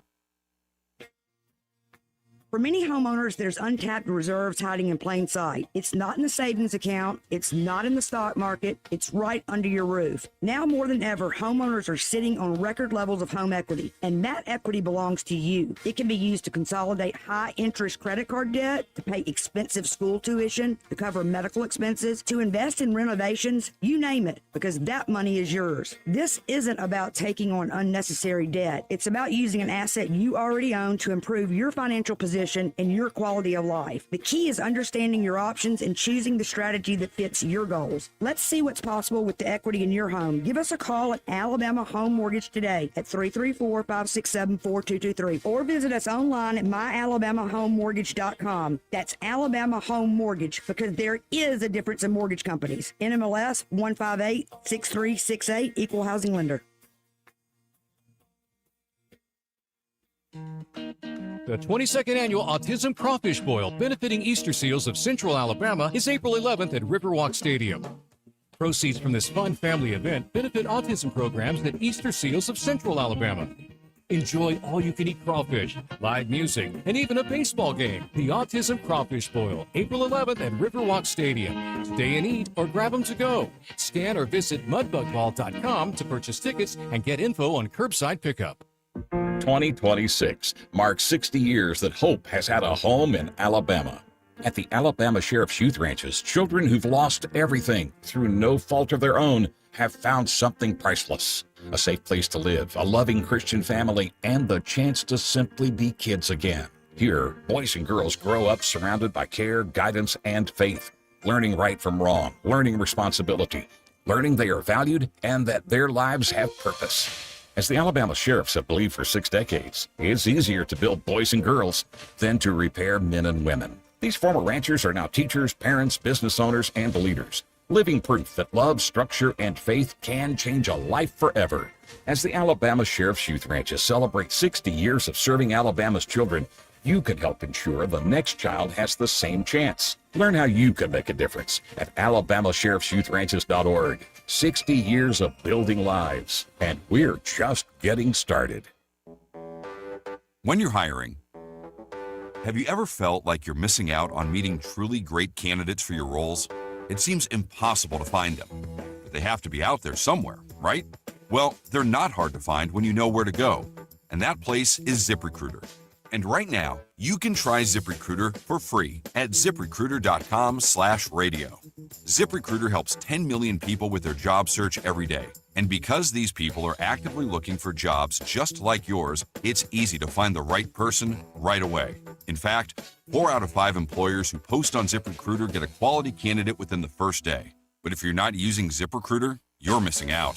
So see what it's like when the impossible is easy. When you go to ZipRecruiter.com/radio right now to try ZipRecruiter for free. Once again, that's ZipRecruiter.com/radio. ZipRecruiter.com/radio. Never miss out on great candidates with ZipRecruiter. This hour of news and views is brought to you by our good friends at Cole Plumbing, 279-8919. Cole Plumbing is number 1 in the number 2 business. You don't have to dig a hole. They have proprietary pipelining technology. Ask them about their tankless water heaters. Remember, when you have trouble with your bowl, call on Cole. The Rich Thomas Weather Network is brought to you by Ernest Financial. If you're tired of losing your money in the stock market, call David Ernest, 334-279-7431. Ernest Financial, LLC. Well, hi, everybody. We've got a decent day underway with partial sunshine today and a high temperature into the middle 70s. I think we're dry through the evening hours tonight if you have plans, but then maybe some widely scattered showers overnight tonight. Low temperature down to about 53. Back to dry weather tomorrow. A sun and cloud mix with Thursday's high up to about 74. I think we'll tease 80 degrees on Friday and mostly sunny skies, and then 83 perhaps on Saturday with more sun over the weekend. From the Blue Water Weather Center, this is Rich Thomas. Feeling the pressure of high credit card rates? ASC Credit Union has you covered with a low 1.99% APR on balance transfers. Move your balances in March or April and lock in that 1.99% rate through your October statement. Visit ASC Credit Union today. Federally insured by NCUA. Terms and conditions apply. News and talk without the static. The River Region's most trusted voice. News Talk 93.1 FM WACV.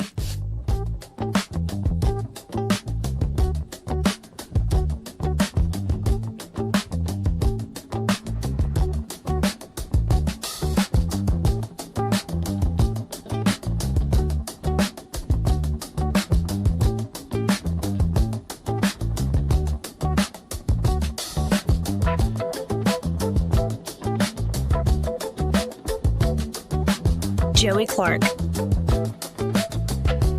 Welcome back. Oh, the vice president speaking on the tarmac in Budapest. Yeah. Very interesting place. And what do you know? Traffic's increasing through the Strait of Hormuz. Really? Is it just Chinese ships? Nope. All sorts of ships. From all sorts of countries. All right. Like even Djibouti. Oh, Djibouti? Your favorite country. One of my favorites. Because you're a child. I am. Hello. Your sense of humor. Have you not met me? Yeah. So I promised, this is from the Washington Times, Catholic nuns serving dying patients. They're hospice nuns, essentially. An order of Catholic nuns who care for the terminally ill poor has sued to block a New York transgender rights law that requires nursing homes to use pronouns, assign rooms, and allow restroom access based on a patient's gender identity or risk jail time. The Dominican Sisters of Hawthorne, a 125-year-old nonprofit institution that runs the Rosary Hill Home, on Tuesday filed a lawsuit accusing the state of violating the religious group's constitutional rights with the LGBTQ Long-Term Care Facility Residents Bill of Rights. We sisters have taken care of patients from all walks of life, ideologies, and faiths. We treat each patient with dignity and Christian charity. Mother Marie Edward, General Superior of the Hawthorne Dominican, said in a statement, "We have never had complaints. We cannot implement New York's mandate without violating our Catholic faith." The 2024 law, enforced by the New York State Department of Health, directs nursing homes to house patients and allow them access to restrooms in accord with their gender identity, even if their roommate objects. Wow. And refer to them by their preferred pronouns, whether or not they are present. The department's training materials require facilities to create communities that affirm patients' sexual preferences and accommodate patients' desire for extramarital relations, unless such conduct is banned across the board, according to a lawsuit filed in the U.S. District Court for the Southern District of New York.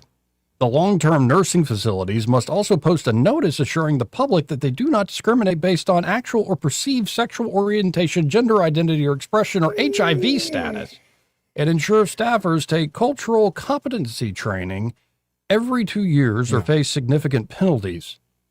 No. They include fines of up to $2,000 for the first violation, up to $5,000 for repeated violations. Those engaging in willful violations of the public health law are punishable by fines up to $10,000 or 1 year in prison or both. A willful violation is a knowing one. There is no element of evil motive required, the lawsuit states. Requiring Rosary Hill Home, a 42-bed skilled nursing facility that cares for indigent cancer patients in their final days free of charge, to treat male patients as females would force the nuns to, quote, act against central, unchangeable, and architectural teachings of the Catholic faith. The implications are so much greater than whether to utter the words he or she, the lawsuit states. Indeed, to demand that a Catholic deny another sex is to require him or her to affirm another religious worldview. Yep. And that's exactly what's been going on in this world. Under the garb of secular and scientific, you've foisted onto all of society what is a nonsense. Well, we've talked about this before, and I've often wondered, when did your religious world quit helping everybody? When did when did the government start to get involved? Well, I think I just seen what happened. I think I see why they had to do the things they're doing. The Catholic Benefits Association, which is assisting the Hawthorne Dominicans, said it sent a request to the state March 5th seeking a religious exemption for the organization, but has not received a response. The association noted that the law provides a religious exemption for long-term care facilities operated by the Church of Christ, scientists, but not those run by Catholics or other religious denominations. The Dominican Sisters of Hawthorne, founded by Rose Hawthorne Lathrop, daughter of famed American writer Nathaniel Hawthorne, says that while it cannot cure its patients, we can assure the dignity and value of their final days and keep them comfortable and free of pain. The order and its affiliate, the Servants for Relief of Incurable Cancer, are seeking an injunction against the state law for allegedly violating their First and 14th Amendment rights. The 2024 legislation, sponsored by Democrat State Senator Brad Hoyman Seigel, was backed by groups including Service and Advocacy for LGBT Elders, Equality New York, and New Pride Agenda. Then you guys go open up your own damn home. Well, acceptance of LGBTQ individuals has grown in recent years. Too often, the clock winds back for LGBTQ elders entering long-term care. This lawmaker told Gay City News in 2023. Shocker. 80% of LGBTQ adults in long-term care facilities hide their orientation when they move into a facility out of fear of discrimination. Our bill works to reverse this trend.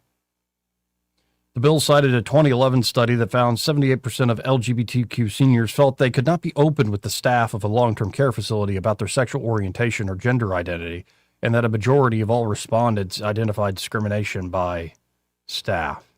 89% did. And perhaps you're seeing the scars you want to see. Yeah. Yeah, I'd like to see how big that pool was and where that place was. It's just another example of but to the larger, the so much of, especially charity-based care for people. Exactly. Founded by religious orders. And some still exist, like this particular group. Well, they're just bending it to go with what, I hate to say it, but go against the church. Yeah, well, knowing knowing those sisters ain't going to comply no matter what they do. They'll go to prison before. Exactly. Which, again, big picture. This is ridiculous. Somebody. We don't have a common sense justice system where somebody would come in and go, "Hey, what are we doing here? This is ridiculous. You go home. You go do what you've been doing. Thank you for your service." Yeah, I just saw that. Shook my head this morning. Dude. Shook my head. Well, I've often wondered why churches, because when I was growing up, churches were really big into homes, into the poor. They were job education programs, feeding programs, even clothing programs. But it seems a lot of that has gone away, and I honestly kind of blamed it on the church. But I wonder now if government meddling just got in there and your church said, you know what, I can do no right here. Yeah. I'm out. I'll start buying property. That's what they're doing with their money. It's a real thing. That's. Got any more Dear Abby? I could look one up for you if you like in this closing moment. That's just so backwards thinking. If you don't like what they're doing, all these other organizations, then do your own damn thing. That might be something approximating, civil freedom. But honestly, I wonder how free folks are when freedom starts being defined as do whatever thou will, do whatever you please. That's true freedom, right, guys? Supposed to be. Now, let's look through, because you're asking. Okay. Some Dear Abbeys here. You like the love ones, right? I don't know. I'm a sucker for love. Or there's one here that says brother's beliefs are incompatible with sister's reality. Oh, I love that. All right, let's stick on the religious theme here. Dear Abby, my son is getting married next year. He and his future wife are extremely religious. Okay. My daughter, his sister, is also engaged to a wonderful woman. Because of my daughter's lesbian relationship, my son does not plan to invite his sister's fiancé to the wedding, saying their values don't align. If he didn't feel obligated, he wouldn't invite his sister either. I'm devastated by this. This is disrespectful to my daughter and her fiancé. What are your thoughts? It's my day, man. Divided mom in New York. It's my day, or her day, but it's our day. I'm sorry for your pain, says Dear Abby. My thought is that your son's religious convictions have already created a rift in the family. Of course, this is disrespectful to his sister and her fiancé, but this is how your son intends to live the rest of his life. Personally, I think your daughter should politely refuse the invitation if she receives one. Right. Looking forward, you must prepare to socialize separately with her and her future wife and their friends who will compromise their chosen family. Dear Abby, I have been happily married for 28 years. That's awesome. But have not been intimate with my wife for the last 8 of them. Okay, I read so much of these on that Facebook page I'm on, and it goes both ways. Oh, sure. It all came to a halt when we prioritized raising our 4 children. We had been intimate on a regular basis for 20 years until it slowly faded and then stopped. I've tried pretty much everything and had many conversations with my wife. No, nothing has changed. I haven't tried counseling because I don't think she would go for it. Any advice? I feel like I'm out of options. I don't want to stray, but I feel I'm being pulled to do so. No, don't do that. Don't do that. But she might not go to counseling, but you could certainly go yourself. But if all that fails, as somebody that's lived a long life, you need to be happy in your marriage. I've met too many people and still know too many people that are absolutely miserable in their marriage.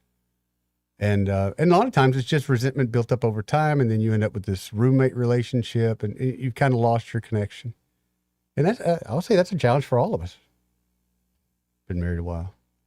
But as a professional, I suggest you go to Jamaica, all-inclusive couples resort. Just hear all these things that people say. Here's another one. I'm not even going to do Abby's response to that one. Dear Abby, my wife and I are disgusted by something we and our grandson have never before encountered. Our ex-daughter-in-law of 10 years recently told our 16-year-old grandson she kicked her latest boyfriend out because he would not have sex with her. Our grandson was very upset, as were we. Isn't this considered some sort of abuse? Not abuse, but that's a little bit sharing too much. Our grandson and his brother haven't lived with their mother for the last 5 years because they were tired of her smoking, drinking, and revolving door of boyfriends. They live happily with their father and have little to do with their mother. That's tough on a young man, man. And that's awful. To live in that, that's... need to get out of there. No, Abby's response is your grandson's teenager isn't 8. That his mother would say what she did to him is surprising, but it wasn't abuse, which I kind of agree with. But it's very immodest and very wrong. That doesn't help. Undignified. Yeah, it doesn't help the growth of the kid at all. Could she have been tipsy when she said it? Chances are, yeah. Fortunately, your grandson no longer lives under a roof and has a father with better judgment. Count your blessings and let this pass. I think that's actually good advice for once. Yeah. Yeah. Here's the next one. Oh, boy. Dear Abby, my boyfriend carries his keys and several metal accessories on a carabiner, which is always clipped to his belt loop. That first sentence has me hooked. No pun intended. No, because you know people like this. He lives in my home and is a frequent passenger in my car. I've noticed that his key clip and other items are damaging the paint on my car and door frames at the house as he exits and enters. I have asked him to please remove the clip or make another arrangement for his keys, and although he says he's working on the problem, nothing changes. I'm ready to refuse entry to this key monster. Okay, this one's perfect. It's not that serious, but it is hilarious. But okay, again, you could be with someone for a while, and that's that little thing that just annoys you. You know, you funny. just No, and I've never done that thing, man. Like never had but I've known a lot of people like with the keys, the chain and like the all sorts of accessories and stuff. Like, what are you what? Like, no, but I wear my. Are you a tool man? I wear my Leatherman handyman? everywhere I go, and kind of got used to that. But the keys? Why do you have that many keys? Is he a janitor? Right. It doesn't make any sense. Anyway, we gotta hit a break. Let's break. If you can tell, we're trying not to like talk about our own because if we're at the point of like, there's so much fake information around this. I don't know what's let it play out. Yep.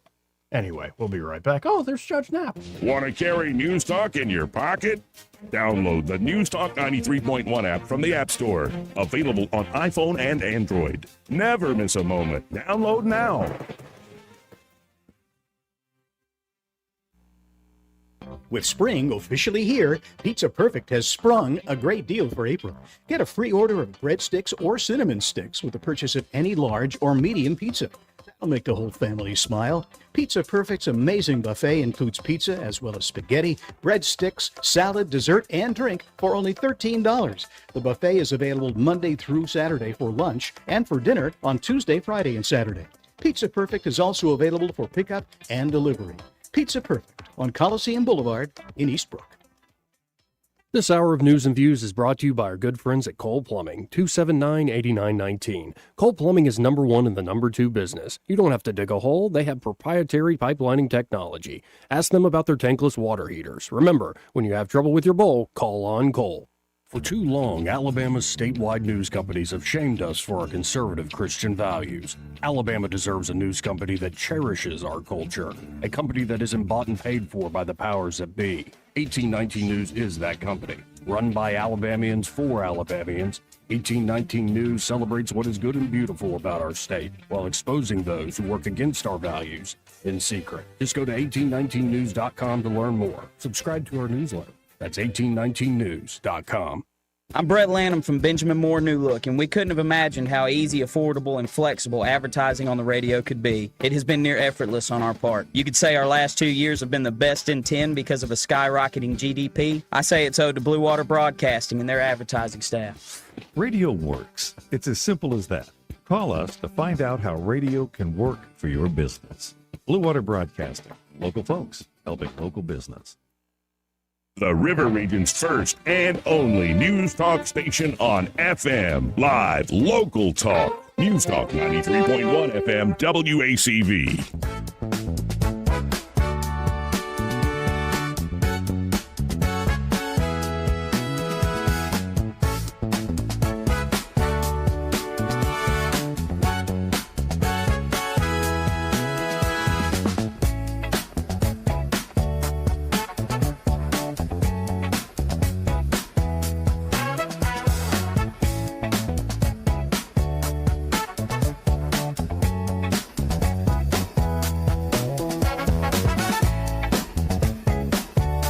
Joey Clark. Okay, I'm the one with the long hair, but your mannerisms, you're turning into a woman.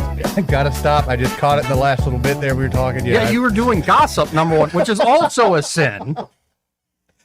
Add to the confessional list. I gotta start hanging out with And dudes. as he did the punchline without giving anything away, he put his hands up like this. Like this. Like waved it off. Like, I can't even. That's what you said. I can't even tell you, Joey. I can't even tell you. It's like, what is wrong with you? I am agreeing with you 1,000%. How are you turning into a woman? You're turning into somebody's aunt. Yes, very much so. I'm going to Montgomery's Men's Health right after the show, and we'll start there. I'll promise that tomorrow will be more manly. No, seriously, get that wig and like you'll be right at home. Let's go to Ray Bowles from Prattville Carpet. Hey Ray, how you doing? What's up, Ray? Oh, I love the show. Hey, y'all know how y'all were talking about the foreign exchange students and their English not being like it, not up to par like it used to be? Right, right. So when the girls were younger, in the 11th grade, we'd always get a foreign exchange student for a year. And when Emma was in the 11th grade, we had somebody from Mexico come up, April. Love April. She's still part of the family today. But what's so funny is she really couldn't speak English worth anything when she got here. But by the time she left, she was really good at it. So now that she's older, she's out of college, she works for one of these things that telemarketers things that you call in and the helpline. Yep. Yeah. Every day she gets asked, "Where are you from?" And it's just Mexico, and tell them the part of Mexico she's from. She says, "But you're English. Where'd you learn to speak English?" And then she'll kick in the southern accent. She goes, Alabama. Yeah, you know. You know. Oh goodness. They're like, yeah, it's the weirdest thing to have a Mexican accent, but it has a southern twang. Yeah, we really taught her bad. It was awful. You gave her a good education. Yeah. Yeah, she really, I mean, her family's great. They came up for Emma's wedding. The whole family did. And when she finally, I think she's getting married this coming year. We're going to end up having to sneak down to Mexico for that. Nice. I can't miss it. Nice. But hey, if you need a floor with a little bit of southern twang to it, call us, 285-8117, except for Terry. It's going to be more of a Scottish southern. That's right. Yeah, just call them up, 285-8117. They'll come out and do a free in-home measurement. Then you pick the product you want to lay down, and they'll get the job done. Just that simple, folks. And when you call them at 285-8117, be sure to tell them you heard Ray Bowles on the radio with Joey and Eddie. But make sure you ask for Chad because he gives the best discounts. He really does. Yeah. He's not bad looking. No, he's easy on the eyes. Mm-hmm. Dang it. Yeah, a little bit easy on that. He lost a bunch of weight, so he's doing better. Well, good for him. That was the politest way of saying that.